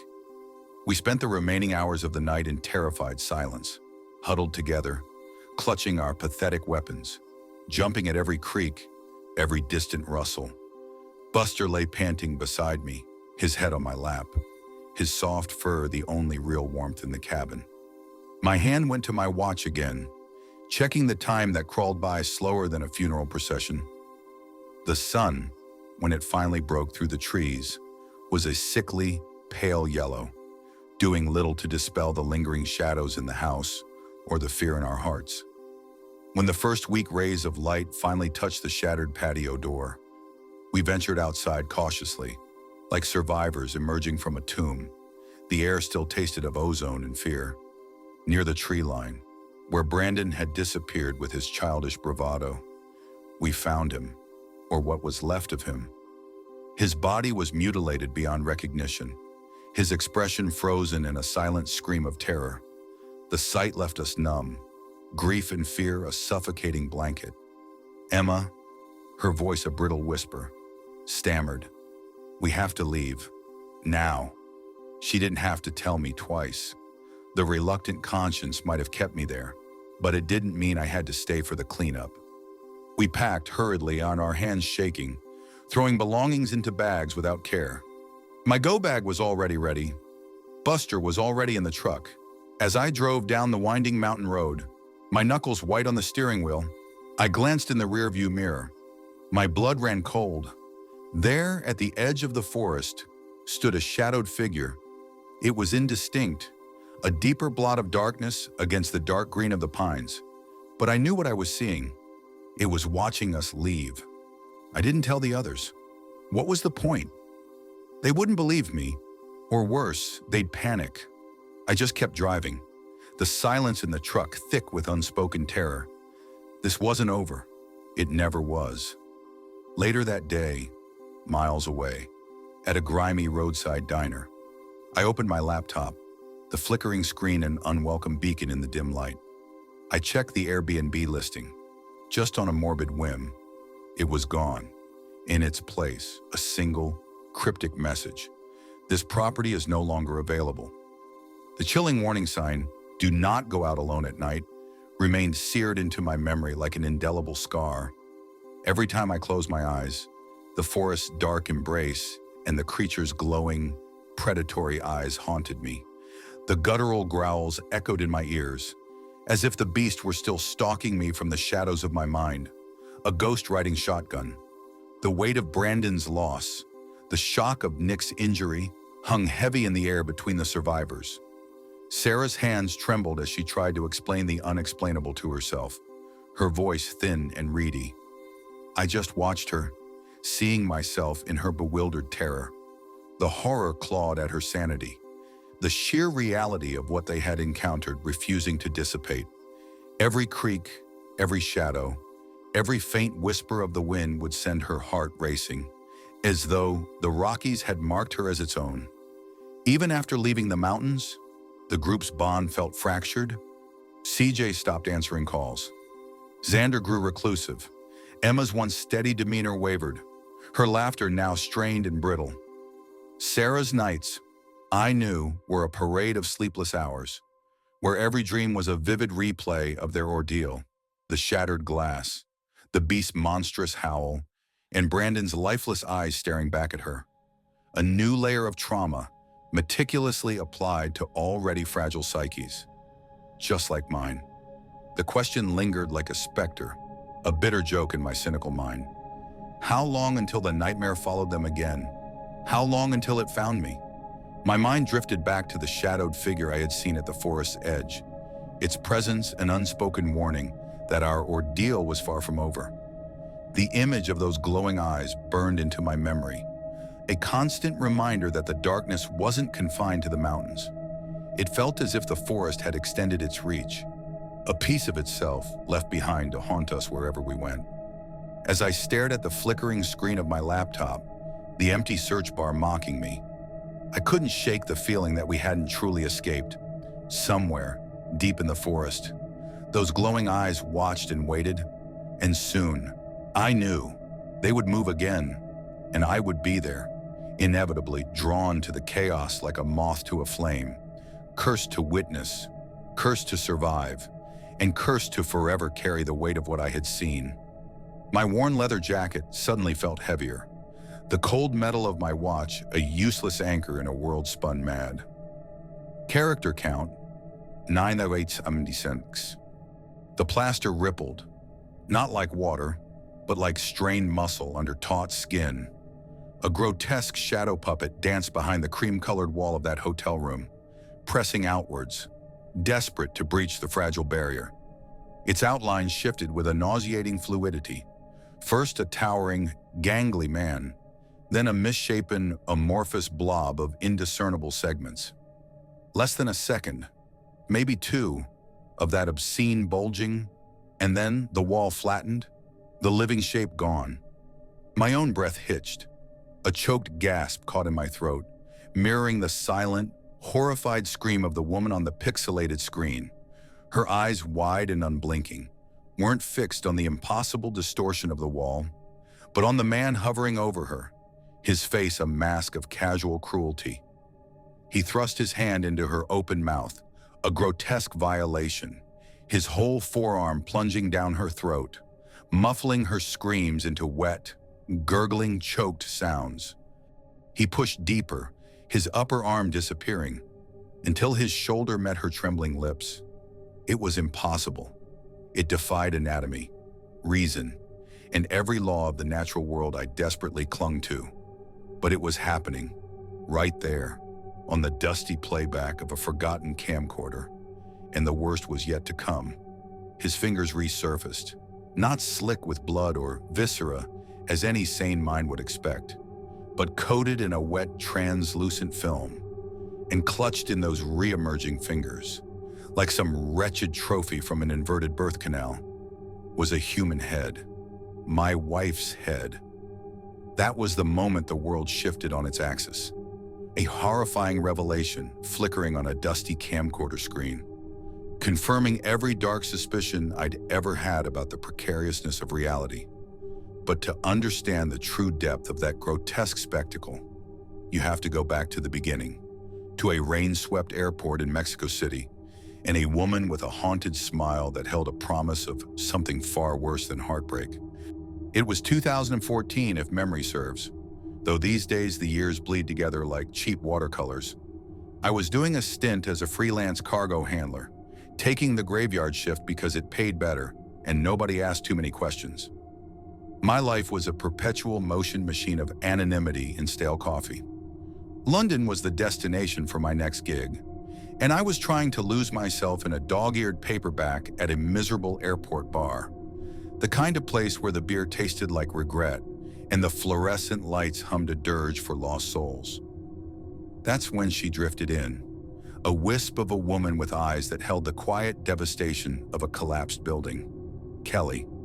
She saw the epaulets on my jacket, a leftover from a brief, ill-advised phase where I thought flying cargo might be a stable career, and something in her seemed to click, or maybe unravel. "Are you flying somewhere far, far away?" she'd asked, her voice a little too soft, a little too hopeful, as if far, far away was a destination on a map, not a state of being I'd been trying to achieve for years. Her smile was unconvincing, stretched too thin over a sorrow that seemed to emanate from her like a heat haze. I'd seen that look before, in my own reflection, in the eyes of people who'd seen too much. It was the haunted flicker of a survivor, and despite my better judgment, despite every instinct that screamed, "Run, Leo, run," my stupid, unwanted conscience nudged me closer. I quipped something about flying for dummies, a terrible joke, and she'd laughed, a polite, brittle sound, as if it was the first time she'd heard it, or maybe it was the first time she'd laughed in a while. I should have just walked away. My survival instincts, usually finely tuned, were overridden by that persistent, damn spark of responsibility that always seems to land me in the deep end. It's my fatal flaw, that little piece of me that can't quite turn its back on someone bleeding. She talked, unprompted. She poured out a truncated version of her story, honeymoon cut short, a husband named Michael who was an abuser, a liar. "And he's making me tell lies too," she'd said, her gaze distant. "He emptied me." That last phrase hit me like a cold front. Emptied me. It wasn't the kind of thing you hear every day, not even from the most traumatized of souls. It clung to the stale air of the bar, leaving a sticky residue of unease. It felt less like a confession and more like a warning, a glimpse into a darkness I couldn't yet comprehend. It resonated with a cold, bone-deep dread I'd only truly understood after staring into the void, after seeing what lay beyond. The horrifying truth that some beings don't just kill you, they consume you, leaving nothing but an empty husk. The memory of that infernal farm, of the celestial beings who harvested souls, still made my gut clench. Her words, then, were not just a cry for help, but a chilling echo of a universal truth. I had a week in London before my return flight, and like an idiot, I spent it checking on Kelly at her hotel. She was terrified of going home, of Michael waiting for her. She refused to go to the police, which even then set off a quiet alarm bell in my head. It seemed wrong, a fundamental refusal to seek the most basic kind of help, but I ignored it. I told myself it was empathy, a decent human impulse. In truth, it was that damned conscience, twisting my arm, dragging me deeper into a situation that felt wrong on an instinctual level. I'd seen enough charming facades to know they often hid something monstrous, like the man who offered me a meal with a smile that tasted of blood, promising kinship while planning to carve me up. So, this reluctance to report, this quiet fear, it nagged at me. Our connection, if you could call it that, solidified. I visited her whenever I flew to England, even taking a short haul from Paris once. A year later, when it inevitably escalated into something more, something I never truly understood but drifted into like a sleepwalker. I moved. Heathrow gave me a job as an airport technician, a step down from the ephemeral freedom of the cargo gigs. But a way to stay put? We bought a house in 2017, got married in 2018. It was all a blur of quiet domesticity, punctuated by my own restless nights and the growing sense that something about Kelly, about us, was fundamentally off. I kept moving, even when I wasn't. Always ready to bolt, my go bag perpetually packed, just in case. Old habits and old traumas die hard. The very air of stability felt alien, a thin veneer over a deeper, more volatile truth. Yesterday morning, my fragile semblance of order shattered. I was attempting the Sisyphean task of tidying the storage cupboard. Kelly's clusterfuck of clutter, as I cynically called it, spilled out the moment I opened the door. Boxes, old clothes, half-forgotten trinkets, a physical manifestation of a life that felt increasingly foreign to me. And then, amidst the detritus, something clattered to my feet, a camcorder, an old, clunky relic of a bygone era. I chuckled, a dry, humorless sound. I knew we weren't spring chickens, but this felt like something from a museum. Still, the survivor's gaze, always scanning, always noticing, fixated on it.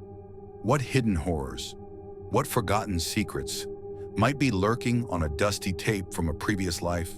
My curiosity, a morbid fascination I often regretted, got the better of me. It always does. I plugged it in, the ancient power cord crackling with forgotten energy. The screen, a grainy postage stamp of pixelated green and black, flickered, displaying an error message. Poor figures. I thought, nothing is ever simple. But my hands, accustomed to fixing things, even things I probably shouldn't touch, went to work, a quick clean of the tape slot, dislodging a decade's worth of dust and lint. I pressed rewind, a whirring, grating sound like the grinding gears of fate, then play.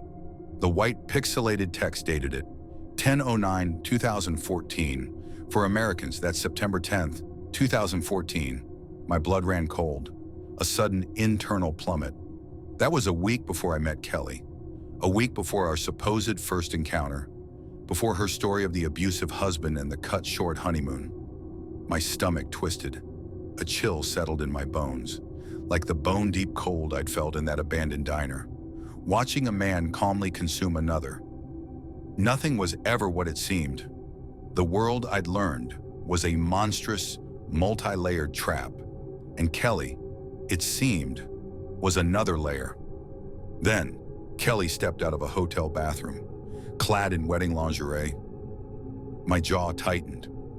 This wasn't some casual fling. This was her. This was that wedding night.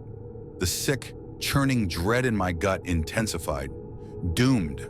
That's what I was. Doomed to always find the seam where reality rips, to always be present for the moment the veil thins. And despite the deeply uncomfortable nature of watching my wife, or what I thought was my wife, in such an intimate moment with another man, I couldn't tear my eyes away. It wasn't lust. It was a cold, creeping fear, an instinctual certainty that something was profoundly, terrifyingly wrong with that room, with that man, with everything. The only natural thing in the footage, the only thing that didn't feel like it belonged in a nightmare, was Kelly herself, her younger self, at least. She sprawled on the bed sheets, waiting for Michael. I scanned the cream-colored walls, my survivor's gaze picking at details. I didn't care about the decor, but something in the paint made my skin crawl, an unnatural sheen, a subtle wrongness that whispered of things hidden, things unseen. You wouldn't understand unless you'd seen the video for yourself. It was like looking at a perfectly made bed, knowing something unspeakable had occurred beneath the sheets. My head began to ache sharply, a dull throb behind my eyes. Not a migraine, but a painful urge, a premonition. My eyes, without conscious command, twisted to the edge of the screen, searching for something just beyond the frame, beyond Kelly's vision.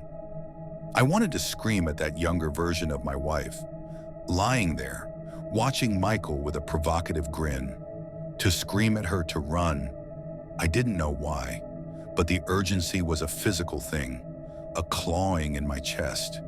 That was the most terrifying part. Not the obvious horror of a stolen intimate moment, but the profound, unreasoning terror of something else in that room. Something I didn't understand, but could feel a primal, ancient dread. It was the same feeling I'd had when Mitch started acting off, when I knew, deep down, that the man I thought was my friend had been replaced, that something else was wearing his skin, living in his apartment. "Get rid of that camera," Kelly whispered on the tape, beckoning Michael. His breathing was heavy, labored, not the breath of a lustful man, but of something hungry, a hunger that food couldn't sate, that sex couldn't satisfy. It sounded like the panting of some unseen beast, a predator. "We need to preserve this moment," Michael rasped, his voice a guttural growl that made the hair on my arms stand on end. Kelly rolled her eyes. "Is that right?" The man on the screen stopped breathing. The sudden, unnatural silence in the recording was more unsettling than any sound. Kelly's face changed. Her sultry smile melted away, replaced by a horrified, downturned grimace, an expression that mirrored my own as I watched. Michael hacked, a wet, choking sound, like bringing up a hairball. "I'll put it down," he promised. He placed the device on the dressing table, the red recording light a baleful, blinking eye in the dim room, and walked towards the bed. Kelly didn't thank him. She whimpered, recoiled, not from the camera. She didn't even seem to notice it. She was reacting to something else, something unseen, a presence. Not Michael, not the seedy atmosphere of the room, not the claustrophobic walls. She sensed it too, the same nameless thing that gnawed at me. "I'm not in the mood anymore," Kelly whimpered as Michael climbed onto the bed. He shushed her, stroking her trembling cheek with twitching fingers. "Don't be like that, darling. It's time to consummate." Then Michael gasped, a sound like a punctured tire, and his head snapped towards the empty corner of the room. He nodded slowly, as if in agreement or acknowledgement. Neither I nor the recorded version of Kelly saw what he saw. "If I must," he told the empty air, his voice imbued with a strange, chilling deference. It was too similar to the polite subservience of a beast to its master. It was the sound of a puppet being given its cue. That's when the plaster rippled. I remembered the feeling of dread I'd had in that perfect, antique-filled house. of beautiful things hiding grotesque truths, of Olivia's skin carpet. This was different, more primal, but the sense of a hidden, unholy thing was the same. The wall, a flimsy barrier, bulged inwards, then outwards. The shadow puppet, formless and terrifying. Pressed against it, a tall, gangly shape, then a misshapen blob. It was an impossible thing, defying light and shadow, solid and fluid, all at once. And then, as quickly as it appeared, it was gone, the plaster flattening as if nothing had ever been there. Kelly screamed. I screamed too, a silent, guttural sound trapped in my throat. But she hadn't seen the anomaly. Her eyes were locked on Michael, unblinking. "What's wrong with your face?" "Michael!" she cried, her voice cracking with terror. What horrified me, what truly burrowed into my soul, was that even when the camera caught his face, I saw no supernatural change, no shifting features, no elongating limbs, no monstrous transformation. He was a man, an unkind smile. Yes, dead eyes, absolutely, but human. Yet Kelly saw something I didn't. Perhaps it was a trick of the light, a distortion of the ancient tape, or perhaps her perception was simply more attuned, more immediate than mine. Either way, it barely registered against the rising tide of pure, unadulterated dread. All of that paled in comparison to what happened next. He lunged, not with violence, but with a deliberate, horrifying intimacy. Michael thrust his hand into Kelly's open mouth, her eyes widening to impossible saucers, reflecting the horror I felt. His whole forearm plunged into her jaws, muffling her screams into a gurgling, wet series of whimpers. Then she wriggled and squirmed, a desperate, futile struggle, as Michael propelled his upper arm, then his shoulder, deeper and deeper, until it met her lips. This was the moment I almost lost it, the silent scream finally threatening to burst free. It was an impossibility, a defiance of biology, a scene ripped from some forgotten corner of hell. He pulled his arm out of Kelly's mouth, and when his fingers resurfaced, they were clutching something. Not organs, not blood, nothing I expected. Instead, it was a wet, translucent film, like saliva or lubricant. But that wasn't what truly horrified me. His fingers were clutching the hair of a human head, a head sitting at the top of Kelly's throat, like some wretched birthing canal. My wife's lips opened unimaginably wide, a gaping maw of terror and impossibility, and mine mirrored hers. I gawped, paralyzed by incomprehensible horror. She gawped simply to make room for that adult head to emerge, then gawped wider to free a set of shoulders and a torso. I bit down hard on my tongue, tasting copper, believing that even the tiniest sound would call something from within that footage, a spectral echo reaching into my present. But a faint whimper escaped when I finally identified the head. It was Kelly, a clone, an exact replica of my wife, younger, screaming, crawling out of her own mouth, a fleshy Russian doll, a grotesque, impossible birth. The original Kelly's skin began to crinkle, to crease, to shrivel. Her body shrunk, collapsing in on itself, becoming smaller, until she was reduced to nothing more than a silky dress, a discarded husk that dropped onto the duvet. The clone, the new Kelly, fell into Michael's arms, blinking, screaming, a perfect, horrific duplicate. The clone, the new Kelly, eyed the empty skin suit beside her. She may have been screaming through those open lips, but a white sound, a prickly static, was drowning all other noises, digging into my flesh, scraping at my nerves. That maddening racket was accompanied by a gangly shadow moving across the wall of the hotel room's entryway, a vague, man-like shape. The tape cut out before the stranger came into view. My heart hammered against my ribs, a trapped bird desperate to escape. I fumbled for the camcorder, my fingers clumsy with terror, and thrust it back into its bag, tossing it against the back wall of the cupboard as if it were a burning coal. I needed to forget, to unsee. I needed to pretend that the last 10 minutes hadn't just redefined my entire life, hadn't shattered every illusion of normalcy I'd tried so desperately to build. My brain screamed for a reset button, for a memory wipe. Mere moments later, I heard the familiar crunch of my wife's car pulling into the driveway. My muscles seized. She was home. The new Kelly, the clone. I tried to compose myself, tried to steady my breathing, to wipe the horror from my face. I looked out the window, but her car was empty. My breath caught in my throat. Had I imagined the sound? I turned back to the kitchen doorway, and a strangled scream ripped from my lungs, ragged and hoarse. There she stood, Kelly, staring at me, her eyes blank, her lips tight. Her face was horribly white, but no whiter than usual. And in that moment, I understood. I was simply seeing her true self. It had only taken me 10 years. 10 years of drifting, of trying to outrun the darkness, to finally open my eyes to the horror I'd married. This wasn't some new transformation. This was the truth, finally unveiled. The woman I lived with, shared a bed with, was a replacement, an echo, a skin suit inhabited by… What?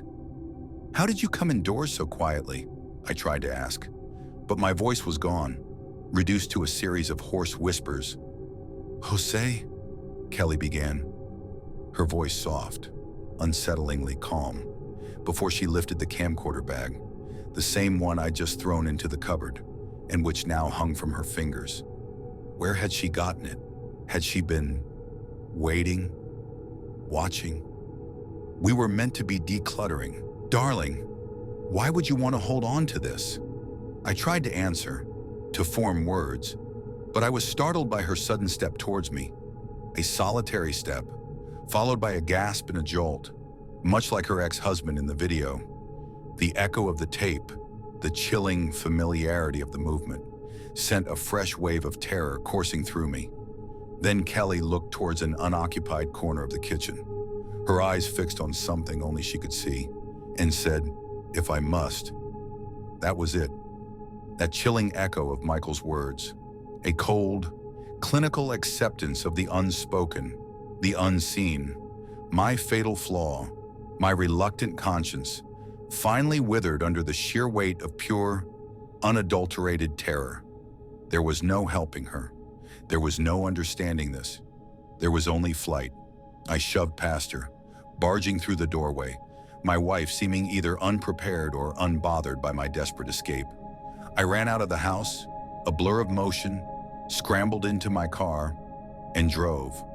Drove away from my life, drove away from what I now knew was an empty shell, a grotesque masquerade.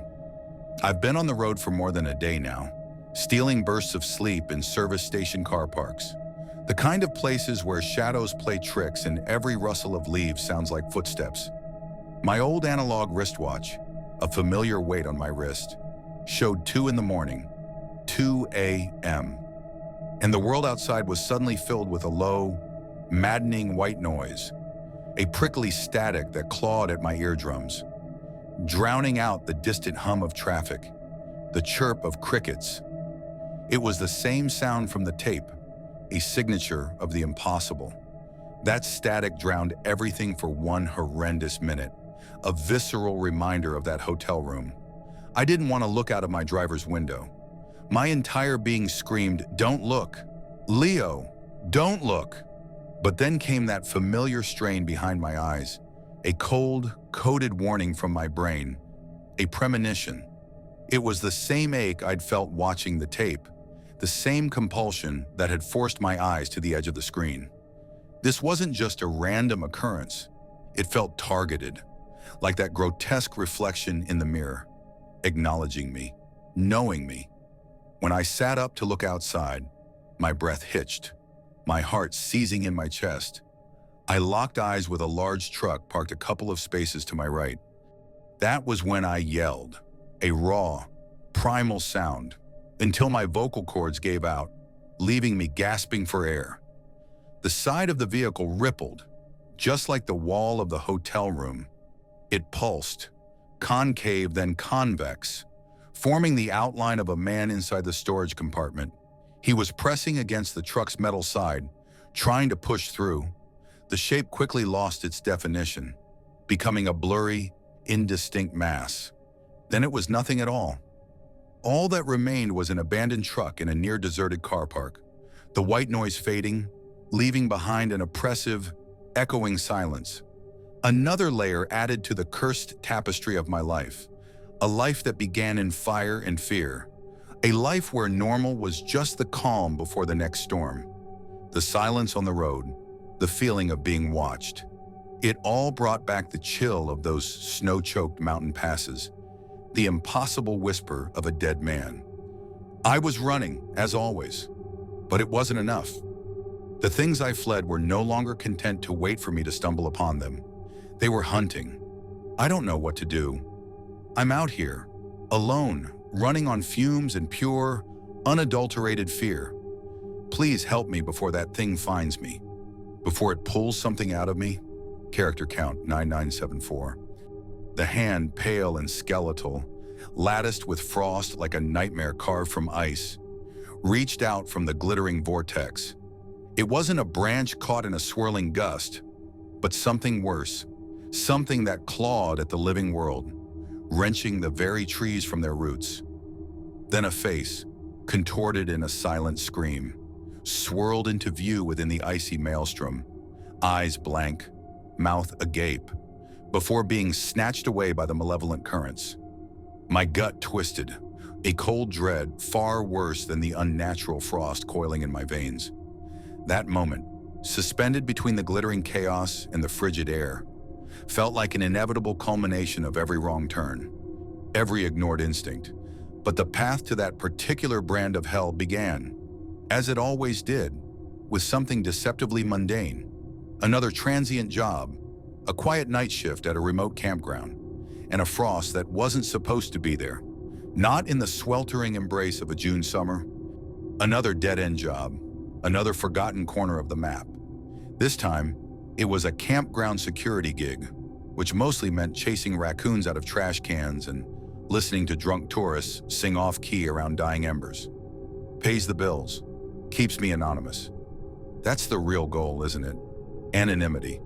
A ghost in the machine, drifting from one forgotten town to the next, watching the clock tick down on an old, analog wristwatch that's seen more bad mornings than I care to count. My fingers trace the cold metal of its casing, a nervous tick more than a real check of the time. It was late or early, depending on how you looked at it, the kind of hour when the world feels like it's holding its breath, just before the sun remembers it has a job to do. I'd been up all night, patrolling the silent lanes of the campground, the worn leather of my jacket a familiar weight on my shoulders. It was a good jacket, seen me through worse, always does. I was holed up in the small, drafty security office, nursing a cup of lukewarm, bitter coffee that tasted like it had been brewed from old boot leather, the kind of swill that made you wonder if a fresh hell was bubbling under the surface, just waiting for the caffeine to kick in. Turns out, I was right on both counts. My stomach growled, a lonely echo in the quiet room. IHOP pancakes sounded like a godsend right about now, drowned in syrup and self-pity. But this place was too far out, too off-grid, for even the most desperate delivery driver. Just my luck, always just out of reach, like everything else decent in this life. The first sign something was truly wrong wasn't a shriek in the woods or a shadow flitting past the window. It was the window itself, completely frosted over. In June, my eyes, accustomed to the dim glow of the office, blinked in disbelief. The forecast had been for clear skies, 80 degrees by noon. This wasn't just a cold snap. This was a defiance of reality, a cold, insidious grip that reached out, threatening to drag me back into memories I fought daily to keep buried. The air in the small office, despite the sputtering space heater, felt like it had dropped 20 degrees. It was the kind of cold that seeped into your bones, Not just from the outside, but from somewhere deep within. A phantom chill that reminded me of that night. Always that night. The snap of the timbers, the roar of the flames, and the cold, the impossible, burning cold that had clawed at me, even as the heat had tried to consume everything. Sycamore Grove. That name was a whisper of ash and terror, a permanent brand on my soul. This frost felt like a distant cousin, a warning. I pushed away from the creaking desk chair, my mind racing. No, not racing, more like a slow, churning dread. This wasn't natural. Nothing about my life ever was anymore. I grabbed my mag light from the desk. Heavy, reliable, a blunt instrument of comfort, and pulled my go bag closer to the door.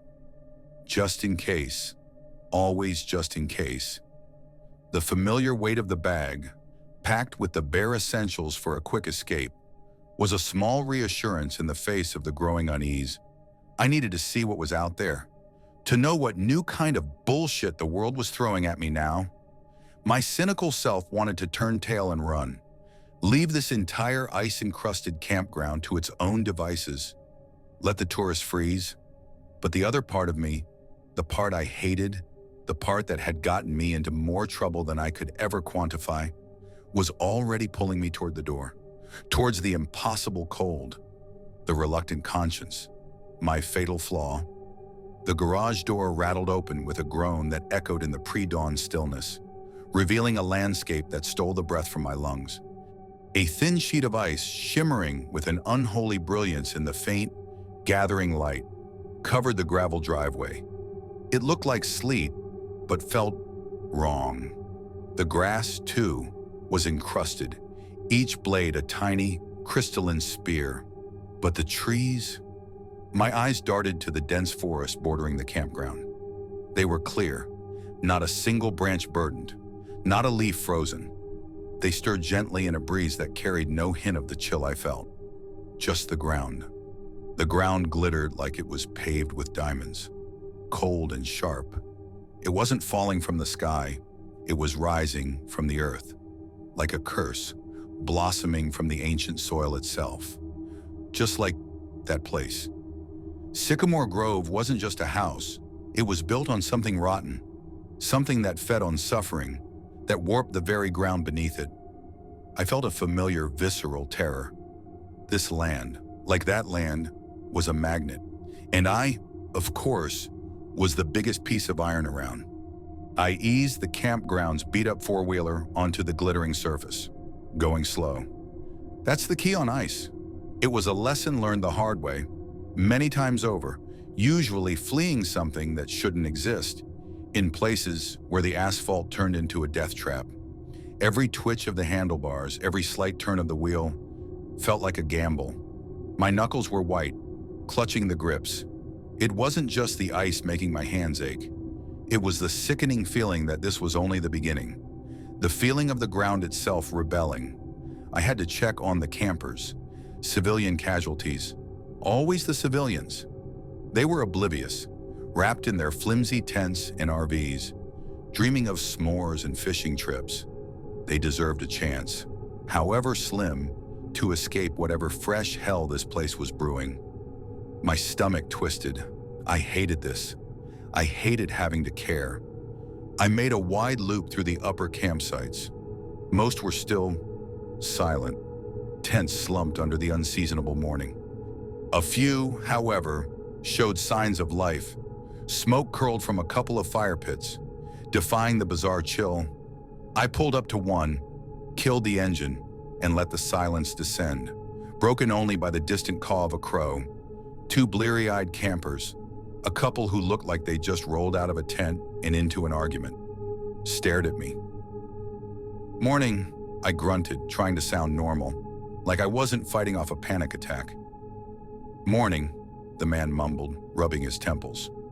"Crazy ice storm, huh? Slept right through it." "Yeah," the woman added. "Didn't feel a thing. Tents perfectly dry." I nodded, my eyes scanning the ground around their site. It was true. The ice adhered to nothing but the earth. It was a perfectly formed, crystalline skin on the soil, creeping like a slow-motion viral infection. "Anything odd happen overnight?" I asked, my voice carefully neutral. They exchanged glances, shrugged. "Nah, just cold." Cold. Right. The kind of cold that could flay the skin from your bones. The kind that reminded me of impossible whispers and shadows that solidified in the deepest parts of winter. One of them, a lean man with a patchy beard, squinted at me. "Is this why Rule Nashur 15 exists? About unusual atmospheric phenomena?" I swallowed a sarcastic retort. "Someone actually read the pamphlet? Amazing." "Yeah, something like that," I mumbled, waving a dismissive hand. No need to tell them the ice was growing from the ground, or that I was pretty sure the world was trying to swallow itself whole.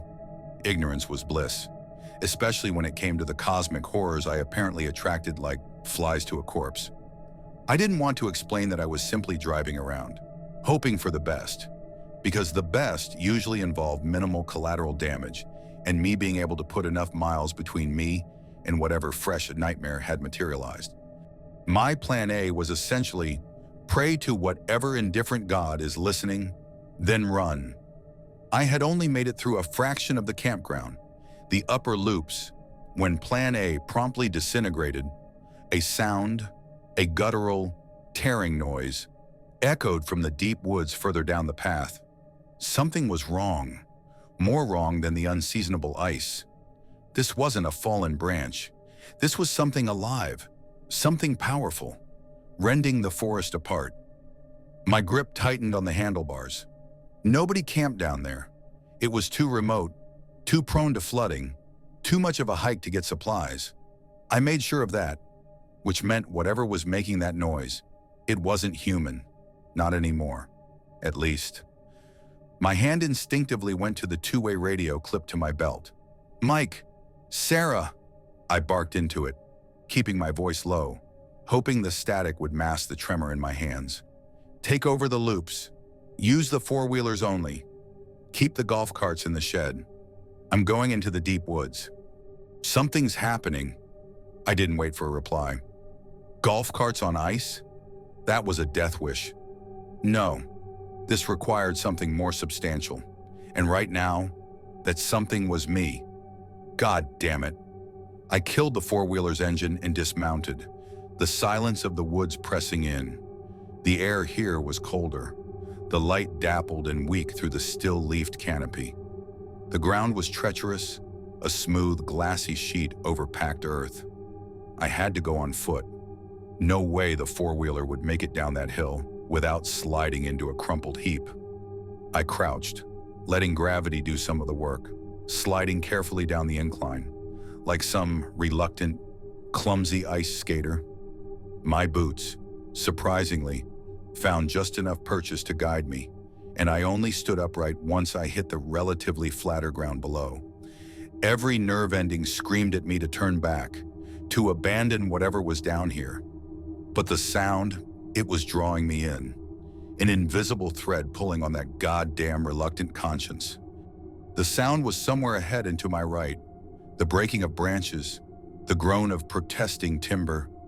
My mind, ever the optimist, immediately pictured trees collapsing under the impossible weight of the ice. A logical explanation, but the trees weren't iced over. This wasn't a weather phenomenon. It was something else, something tearing the forest apart. I moved cautiously, placing each footfall with agonizing care, my senses on high alert. The smell of ozone, sharp and acrid, stung my nostrils. A smell I knew too well, a prelude to the supernatural. It was getting louder, closer, faster than I anticipated. Too fast. I froze, squinting through the trees. The growing sunlight refracted off the endless, glittering expanse of ice on the ground, turning everything into a blinding, shifting kaleidoscope. Something was moving, something big. My blood ran cold. The cracking, tearing sounds were no longer just distant echoes.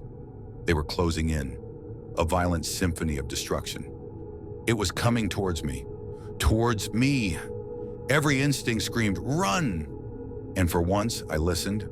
I spun on my heel, a frantic pivot on the slick ice, and began to move, as quickly as I dared, back towards the hill, back towards the relative safety of the upper campground.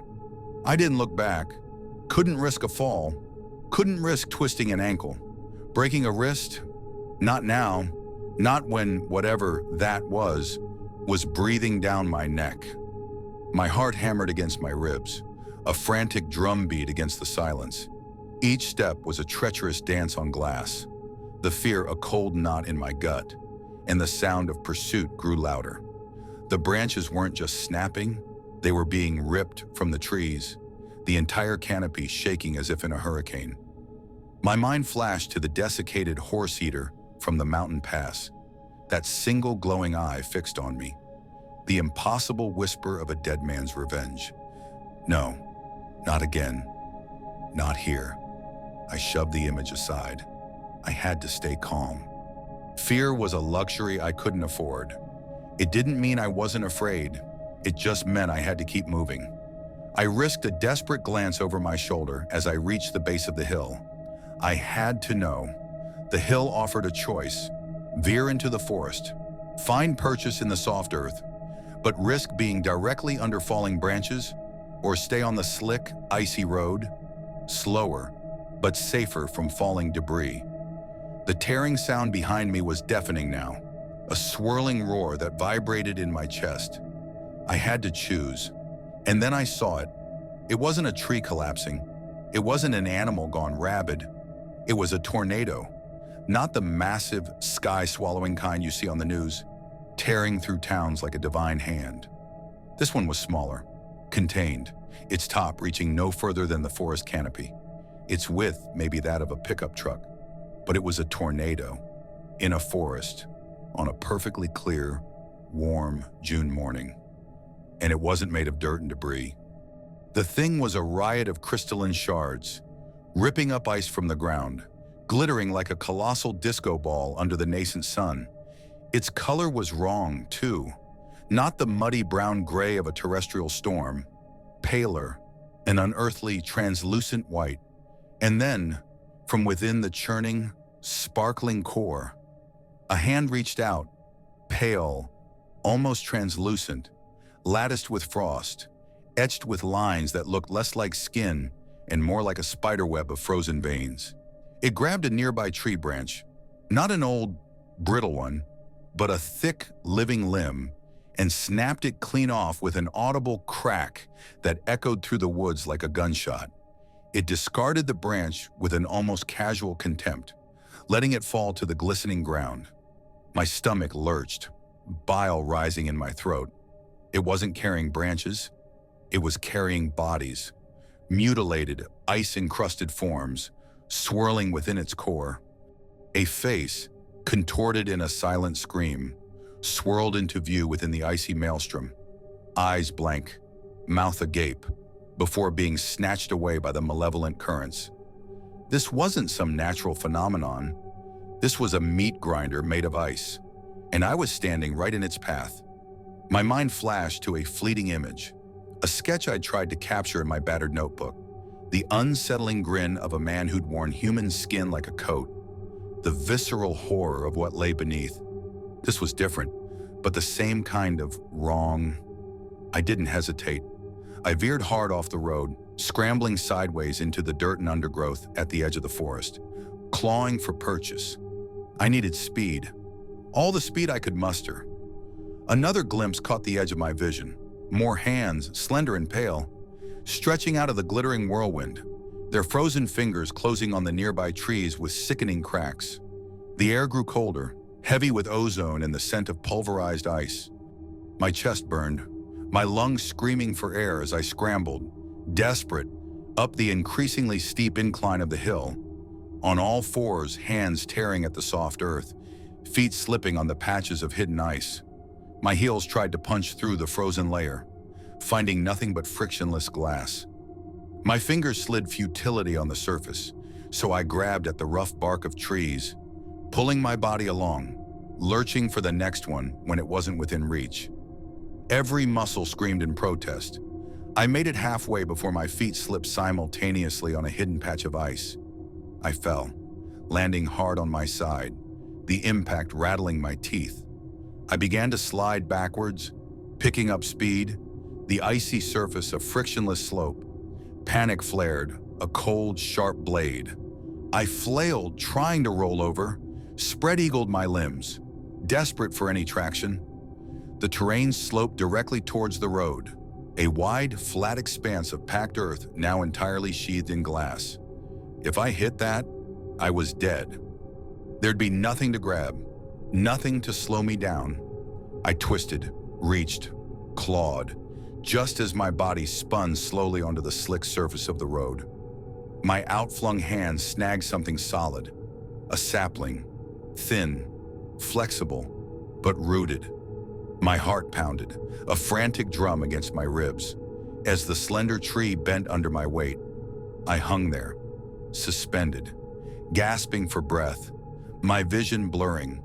Tentatively, I brought one foot up underneath me, then the other, slowly, painfully, pushing against the ice, trying to gain purchase. Something grabbed me from behind, hands, strong, cold, closing on either arm. They lifted me clean off the ice, like I weighed nothing.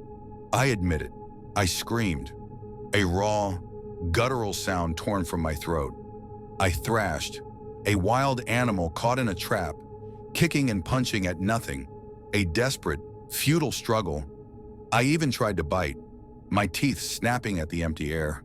And then, a voice, deep, stern, resonant. "Campground manager," the voice boomed, startling me into stillness. It wasn't a question, but an address, as if they already knew. "We are not your foes this day." My struggles ceased. The harvesters. I knew that voice, knew that cold, calm, predatory authority. My head snapped around. One held each of my arms, their forms indistinct, shrouded in what looked like dark, heavy raincoats. Though the sky was clear, the rest were grouped behind them, their faceless visages turned toward the icy tornado. It was moving sluggishly now, a distant, glittering menace at the bottom of the hill, but we were moving faster. The harvesters, of course, had no problem walking on the ice. They were pulling me up the hill with them, effortlessly, like I was a toy. I sagged in their grip, the surge of adrenaline quickly dissipating, leaving me trembling, exhausted. You came to rescue me?" I managed to croak, the words tasting like ash. "No," the one on my right said, their voice flat, devoid of emotion. "We were already on our way out of the deep woods. You happened to be ahead of us." I glanced behind us again. The tornado had veered away from the hill, a shimmering, swirling monument to death, content to churn the deep woods into a mausoleum of ice and flesh.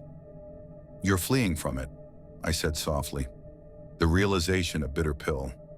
The one on my right gave a slight, almost imperceptible nod.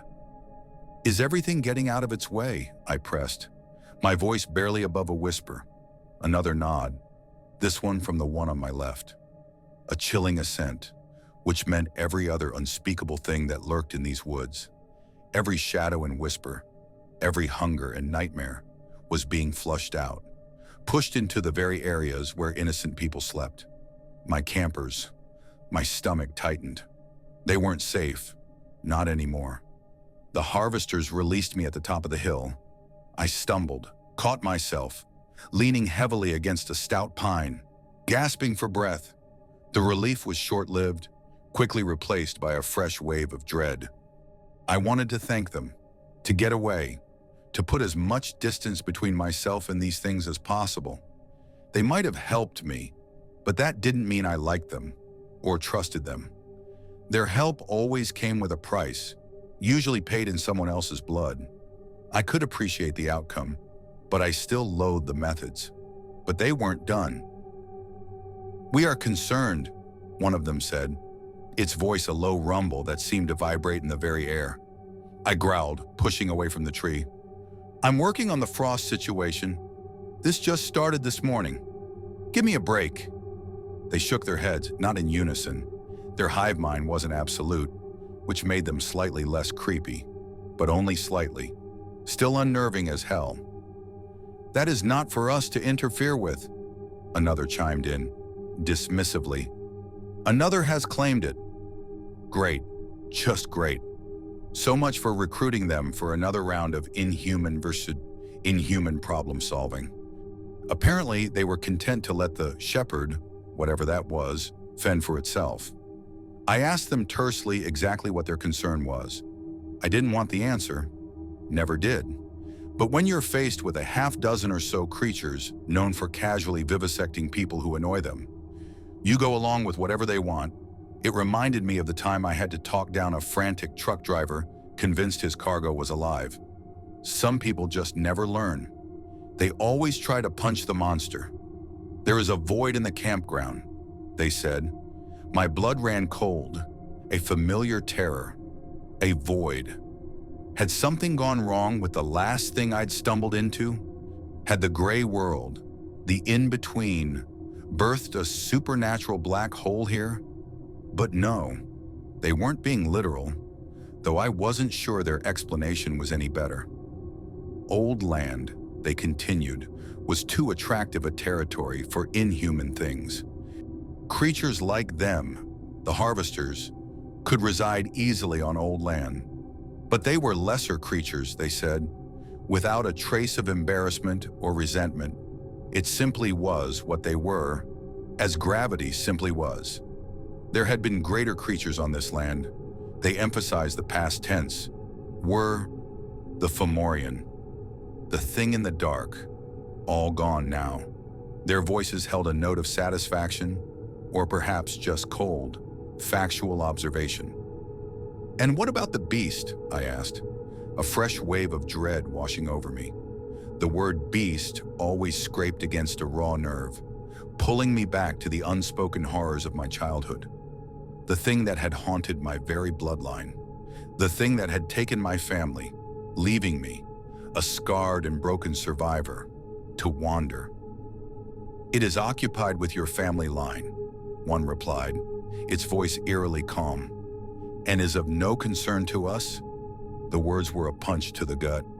Your family line. The curse. The mark. It wasn't just the campground drawing this crap in. It was me. Always me. "What if it starts taking interest in the rest of the campground?" I pressed, despite the growing hopelessness. "If that time comes," another stated, "there will be nothing you can do to assist us." I fell into a profound, uneasy silence. I understood their meaning all too well. The beast would only lose interest in my family once we were wiped out. Completely. A cold comfort. No, they were more concerned about what this new void might attract. Old land, after all, was turning ancient, a gaping wound, an irresistible proposition for any inhuman thing, particularly the more powerful ones that saw territory ripe for the taking. My heart sank, a lead weight in my chest.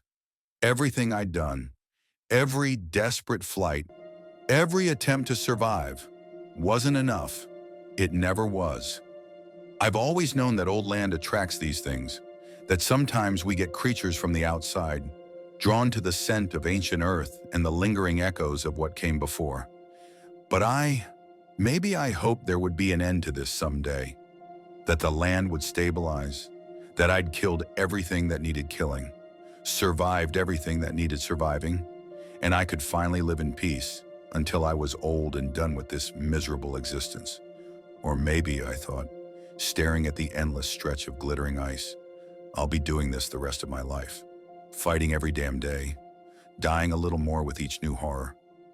They left as abruptly as they appeared, dissolving into the hazy light of the morning. I stood there, shivering, the cold seeping into my bones, a cold that had nothing to do with the weather. I stared back down into the deep woods, listening as the cracking of branches grew fainter. The ice tornado wasn't coming up the hill, for now, but it had flushed everything else out. Every other hungry, ancient thing, I couldn't have campers here, not with a bunch of ticked-off, inhuman things roaming the woods they thought were safe. No income, which meant more scrambling, more transient jobs, more running, more of the same old hell. This wasn't healthy, I knew that. My life wasn't healthy, but it was the solution I was familiar with, the one that had worked, however temporarily, in the past. I was tired, exhausted down to my bones, frustrated to the point of screaming, but most of all, I was angry. Angry that the harvesters didn't think I was capable of defending. What? Not my land. This wasn't my land, just this patch of ground, this temporary stop on the endless road. Angry that this was happening when I felt like I was just starting to make some kind of progress, some semblance of a normal life. Angry that everything I'd done, all the pain, all the running, could be undone if some new big worse creature decided to set up shop here. I needed to evacuate these people, to get them out of here, out of this nightmare. I could spin them a story about a tornado watch, a freak weather anomaly. Let them check their phones, grumble about the clear skies and their programming jobs. Their ignorance would be their shield. My job here was short-term, no emotional investment, just a temporary act of reluctant duty. My go bag was still by the door. I could be gone in minutes once they were safe, a brief flicker of that terrible conscience. But before that, I had a job to do. Time to find a bottle of something strong, and then explain to a bunch of unsuspecting civilians that their vacation was over. And then, maybe I'd figure out how to punch a stupid corpse tornado right in its stupid goddamn face. It probably wouldn't help, but it would feel good. And that right now was more than enough. The sharp scent of pine and old snow was quickly being overwhelmed by something metallic, coppery, clinging to the inside of my nostrils. It was the taste of fear, I figured, or maybe something even worse. My hand, slick with sweat and something else I didn't want to identify, fumbled for Lisa's. Her grip was a death clutch, her nails digging into my palm, but it was nothing compared to the ice in my veins. A guttural shriek, raw and animalistic, ripped through the suffocating darkness. And I knew, with a certainty that settled deep in my bones like a fresh grave, that it was Ryan. The sound was swallowed by the sudden, absolute blackness that had descended moments before. A darkness so profound it felt like a physical weight pressing down, squeezing the breath from my lungs. Somewhere, a floorboard creaked, and it wasn't us. Then another, closer. My old leather jacket felt suddenly flimsy, inadequate against the cold that wasn't just temperature, but something ancient and predatory. "Run," I rasped, the word a ragged whisper torn from my throat. And we did. Funny, isn't it? How a simple suggestion, a casual, "Hey, why not?" can spiral into a descent into a nightmare so profound it leaves you wondering if sanity is just a polite fiction we tell ourselves. This particular plunge, the one that ended with the scream in the darkness, began with a road trip, an ill-advised, reluctantly agreed-upon road trip. I'd been working the night shift at a warehouse outside Flagstaff, stacking boxes, mostly. A job that required minimal human interaction and allowed me to keep my head down, which suited me just fine. My life, if you could call this nomadic existence that, consisted of a rotation of similar gigs, always late night, always temporary, anonymous. That was the key. Running from a past I kept locked away, buried under layers of self-inflicted amnesia and a thick coating of cynicism. But then came the call from Ryan, full of his usual boisterous energy, talking about escaping the city grind and reconnecting with nature. I'd hummed and hawed, my internal alarm system already buzzing. But there was Lisa, and despite my best efforts to sever all unnecessary attachments, Lisa had a way of cutting through the reinforced steel walls I'd built around myself. My reluctant conscience, a festering wound I often cursed, nudged me. So, against my better judgment, I packed my single duffel bag, the one that wasn't my always-ready go bag, and hit the road. The mountains were a mausoleum of rock and ice, towering and indifferent, and I felt a strange kinship with them. We were just passing through, temporary specks on an ancient canvas. It was supposed to be a weekend of decompression, as Ryan put it, away from the concrete sprawl. There was Ryan, my so-called best friend, a walking testament to unbridled optimism, which I found both endearing and deeply irritating. His girlfriend, Megan, was a quiet type, soft-spoken, a stark contrast to Ryan's booming laugh. And then there was Danny. Danny was the designated comic relief, a perpetually goofy guy whose jokes often landed flat, but whose enthusiasm was strangely infectious. He was the one who, somewhere deep in the winding mountain passes, leaned forward from the back seat, his voice laced with the kind of conspiratorial excitement that usually spells disaster, and said, "Hey, I heard about this old abandoned ski resort. Totally creepy. We should check it out." My immediate thought, a cynical sneer that only manifested internally, was, of course he did, because why take the direct route when there's an opportunity for a detour into something that sounded suspiciously like a horror movie premise? My hand instinctively went to the old analog wristwatch on my left wrist, tracing the cool metal of the bezel. It was a nervous tick, a way to ground myself in the mundane tick-tock of mechanical time, when the world around me threatened to spin into something less comprehensible. "Sounds like a great way to get arrested for trespassing," I muttered. But my protest was weak, half-hearted. Lisa, nestled beside me in the passenger seat, turned, her eyes bright with that adventurous sparkle I simultaneously adored and dreaded. "Come on, Leo, it'll be fun. Think of the photos." Ryan, of course, was already punching coordinates into his phone. Danny was making mock ghost noises, and Megan, surprisingly, offered a small, hesitant smile. My reluctance, that damn conscience, made a fatal decision. Why not, I thought, already knowing the answer would be delivered, in blood and screams, before the weekend was out. It always was. The road to the resort, once a paved artery leading to bustling slopes, was now a fractured, pock-marked vein, choked with snow and ice. We had to park the car a good quarter-mile from the main lodge, the tires whining in protest as we crunched through the untouched powder. The resort itself, when it finally emerged from the skeletal embrace of snow-laden pines, looked less like a place of past joy and more like a tomb, a massive, weathered wooden structure. Its windows boarded up like dead eyes, stood sentinel against the bleak, gray sky. The entire scene was steeped in a silence so profound it felt like a presence, a heavy shroud woven from forgotten laughter and buried echoes. It wasn't a peaceful quiet. It was the kind of silence that hummed with a suppressed energy, like a predator holding its breath. The air itself felt brittle, unnaturally cold, even for the mountains. It seemed to seep into my bones, a chill that had nothing to do with the temperature. "Spooky, right?" Danny chirped, trying for levity, but his voice was a little too loud, a little too strained. Ryan, ever the one to break through unspoken tension, strode ahead, his breath pluming in the frigid air. "Come on, guys, just an old building." He laughed, a brave, utterly foolish sound that was immediately swallowed by the oppressive silence. That was when I saw them. Footprints. Not ours, not deer tracks. These were distinct, human-sized indentations in the fresh snow, leading directly to a half-collapsed service entrance at the side of the lodge. They weren't old, either. The edges were still sharp, not yet softened by the wind or melting.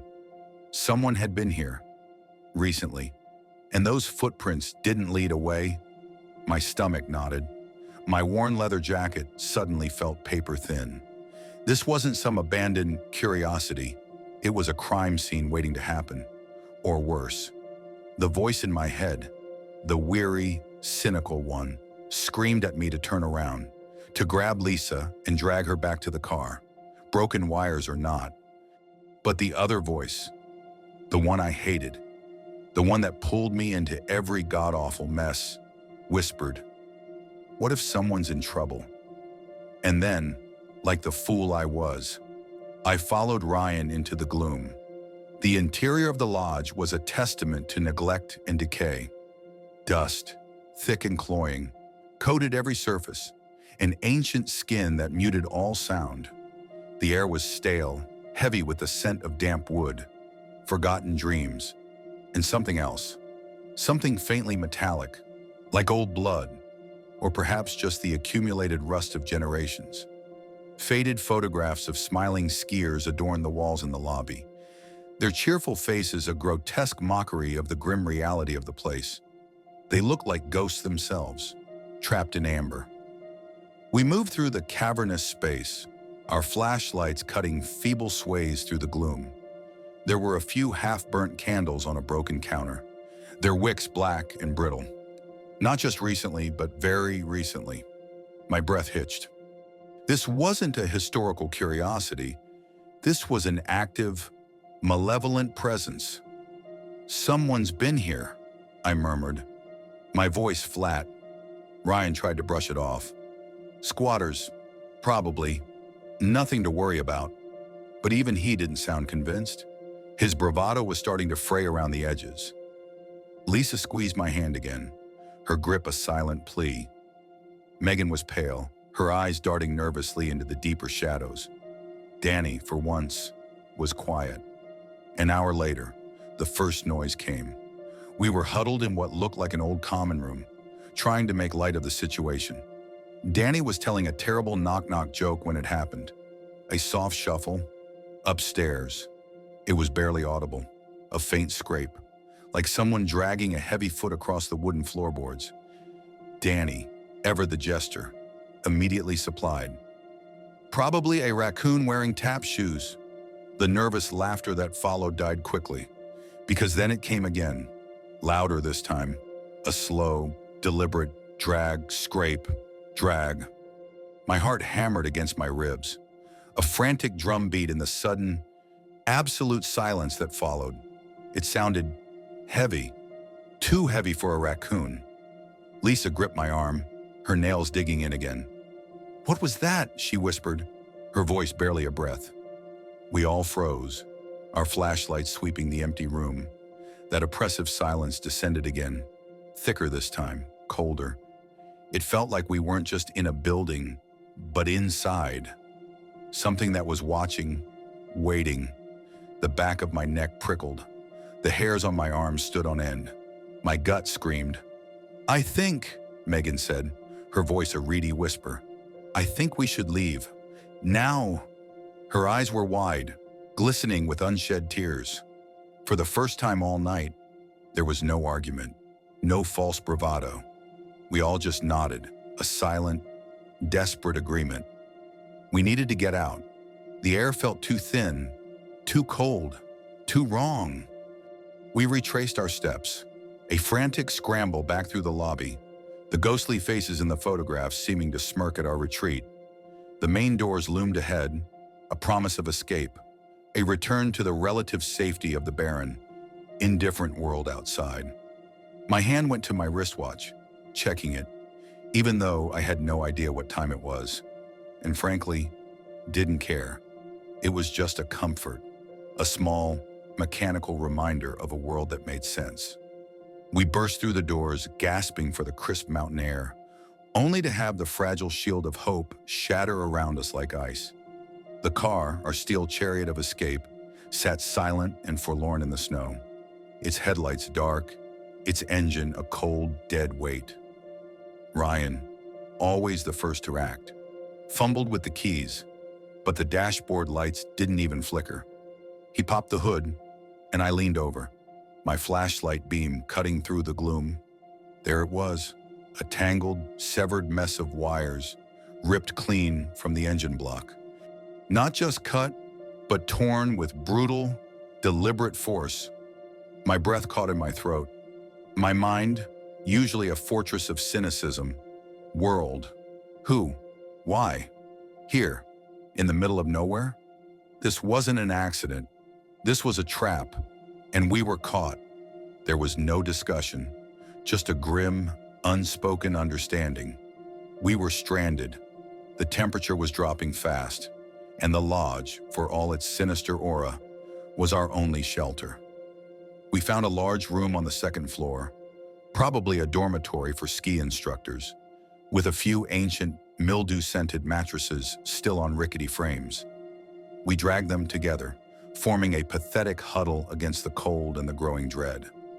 We talked in hushed whispers, tried to convince ourselves it was just some deranged local, a prank gone wrong, but the forced cheer in our voices was thin, like cheap veneer. We barely slept. Every creak of the old building, every gust of wind whistling through a broken pane, sent jolts of adrenaline through my system. I lay there, eyes wide open, listening, my hand hovering over the heavy mag light in my go bag, which I'd, out of habit, brought inside. Every rustle outside the door, every shift of snow on the roof was amplified, distorted, sounding like footsteps, like something stalking. It was around 3 a.m. when the sound changed. It wasn't a creak or a gust or even a drag. These were distinct, heavy footsteps. Thump, thump, thump. They were coming from the hallway, slow, deliberate, and they were getting closer. My eyes snapped open, my heart instantly catapulting into my throat. The others were stirring, their uneasy murmurs dying as the sound grew louder. It stopped, right outside our door. The silence that followed was deafening, suffocating. Ryan, bless his naive, courageous heart, was always the first to charge into danger. He slowly, agonizingly slowly, pushed himself up from the mattress, his face a mask of strained bravery. He reached for the doorknob, his hand trembling. My entire being screamed, "No!" but the word wouldn't come. The knob turned, a soft, metallic click that echoed like a gunshot in the still room. He pulled the door inward, a sliver of darkness widening into a gaping maw, and shone his phone's flashlight into the hall. Nothing, just empty, creaking floorboards stretching into the shadows. The hallway was a tunnel of absolute blackness, indistinguishable from the black void that had swallowed my own past. A cold draft snaked into the room, carrying with it the scent of decay. Ryan let out a shaky breath, a nervous laugh escaping his lips. "See? Told you. Just the wind." He turned back to us, relief flooding his face, but his eyes were still wide, hyper-alert. And then, as he turned, we noticed it. Megan was gone. My blood ran cold. The space where she had been sleeping was an empty indent on the mattress. Her sleeping bag was still there, rumpled, but no Megan. Lisa let out a strangled gasp, her hands flying to her mouth. Ryan's relief twisted into confusion, then a desperate, frantic denial. She must have gone to the bathroom, or maybe back to the car, to check the car, right? He was grasping at straws, and we all knew it. We knew the car was dead. We knew that no one, not Megan, not anyone, would willingly step out into that oppressive darkness alone. We searched every room on that floor, every creaking shadow. My mag light beam cut through the dust, revealing only more decay, more emptiness. "Megan!" Lisa cried, her voice rising to a frantic pitch, laced with hysteria. We called her name, our voices swallowed by the vast, echoing silence of the lodge. No answer, just the insidious creaks of the old building, shifting around us like a massive, sleeping beast. My stomach churned. This was too familiar. The disappearance, the dread, the gnawing emptiness. It dragged me back to the edges of my own fragmented memories, to the terrifying void where my childhood home used to be, to the faces of my family before the fire, before the blackness, before the thing that took them. The next day was a blur of frantic, desperate searching. The cold outside was sharper, biting. The sky was an indifferent slate gray. We tried to cling to Ryan's flimsy hope, but it was dissolving with every passing minute. We decided to split up, a classic horror movie trope. the cynical part of my brain noted. But we were desperate. Ryan and I would search the woods behind the lodge.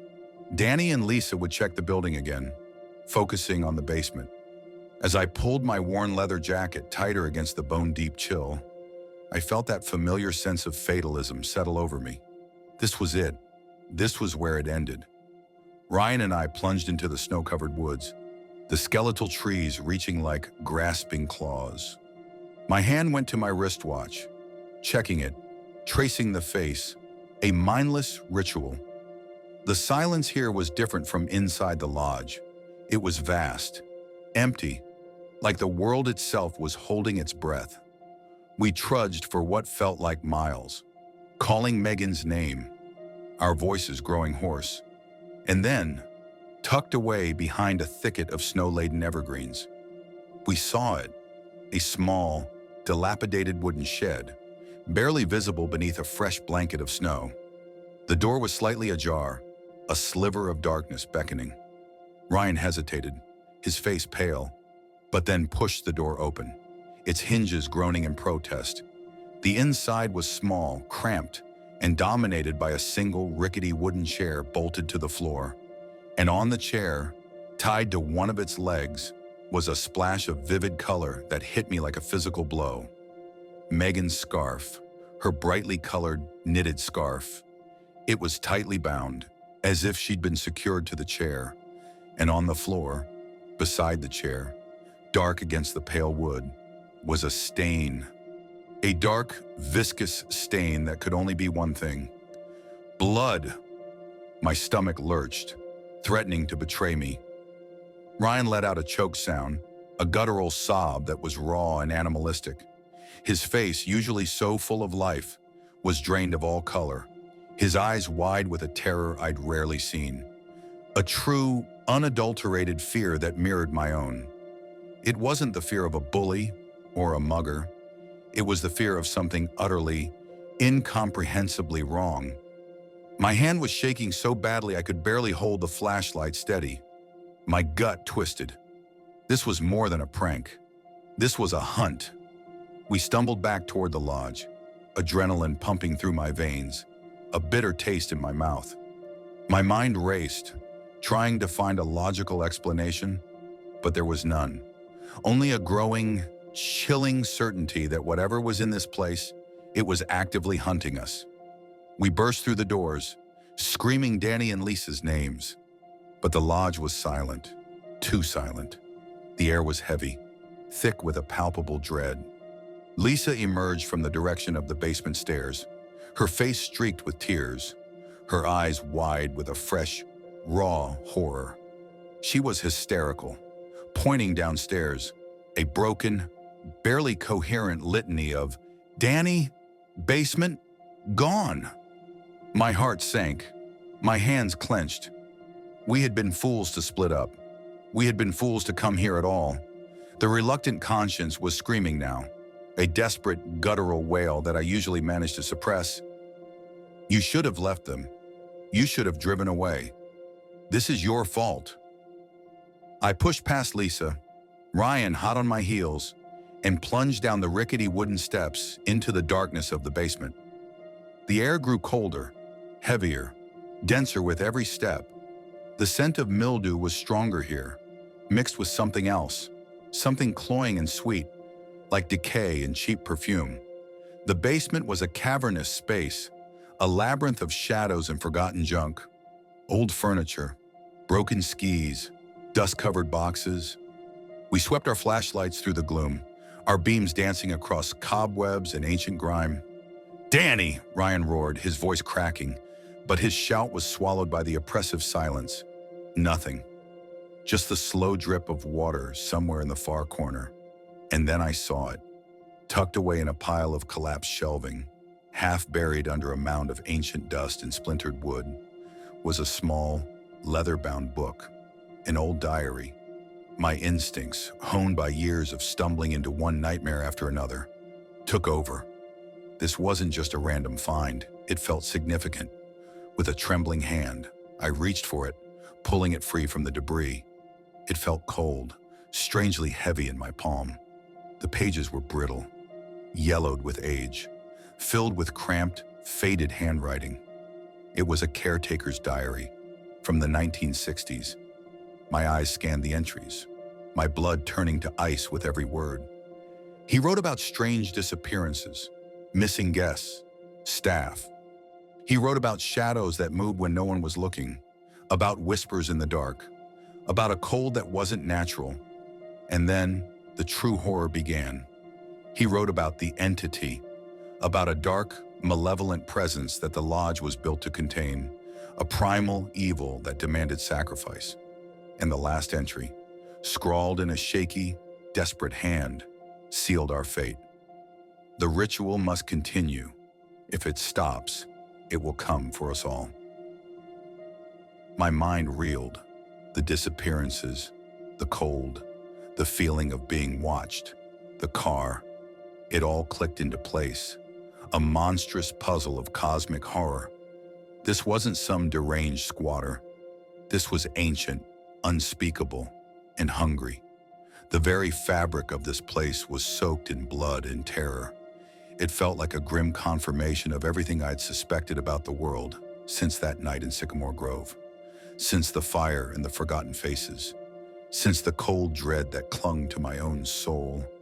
I wasn't just unlucky, I was marked. This place, this thing, was just another manifestation of the malevolence that seemed to follow me, drawn to me like a moth to a flame, or perhaps a parasite to a host.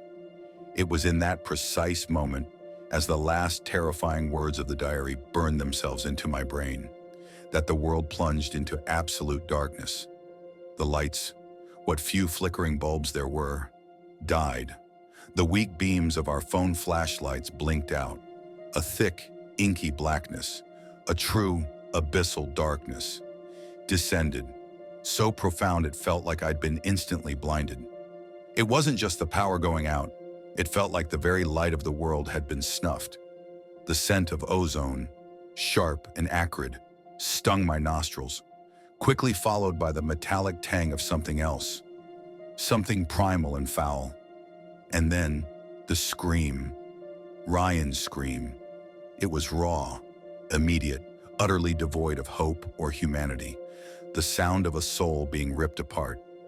It came from somewhere to my right, swallowed almost instantly by the impenetrable black. "Ryan!" Lisa shrieked, her voice a thin, brittle thread in the crushing darkness. I felt her hand, cold and trembling, scrabbling for my arm, finding it, and gripping it with the strength of desperation. My own blood turned to ice. Footsteps. Thump, thump, thump. They were faster now, closer, no longer slow and deliberate, but an unnatural, rhythmic pounding on the floorboards, surrounding us, closing in. There was a faint, wet, rasping sound, like something breathing, or perhaps something unbreathing, that seemed to fill the entire basement. "Run!" I rasped again, my throat raw. We moved, blindly, desperately, hands outstretched, stumbling over unseen obstacles, through the suffocating darkness. I heard Lisa whimpering, sobbing, but I couldn't stop, couldn't think. It was a pure animal flight response. Up the stairs, crashing through the lobby, the ghostly faces in the photographs mocking our terror. The main doors were a vague, lighter square in the distance. We didn't open them, we burst through them, driven by a primal, overwhelming terror. The freezing night air hit us like a physical blow, a shock that temporarily cleared the suffocating fear. I gulped it in, the cold burning my lungs. We stood panting, ragged breaths pluming in the frigid air. And that was when I realized it was just me and Lisa. Ryan was gone, swallowed by the darkness, just like Megan and Danny. My hand instinctively went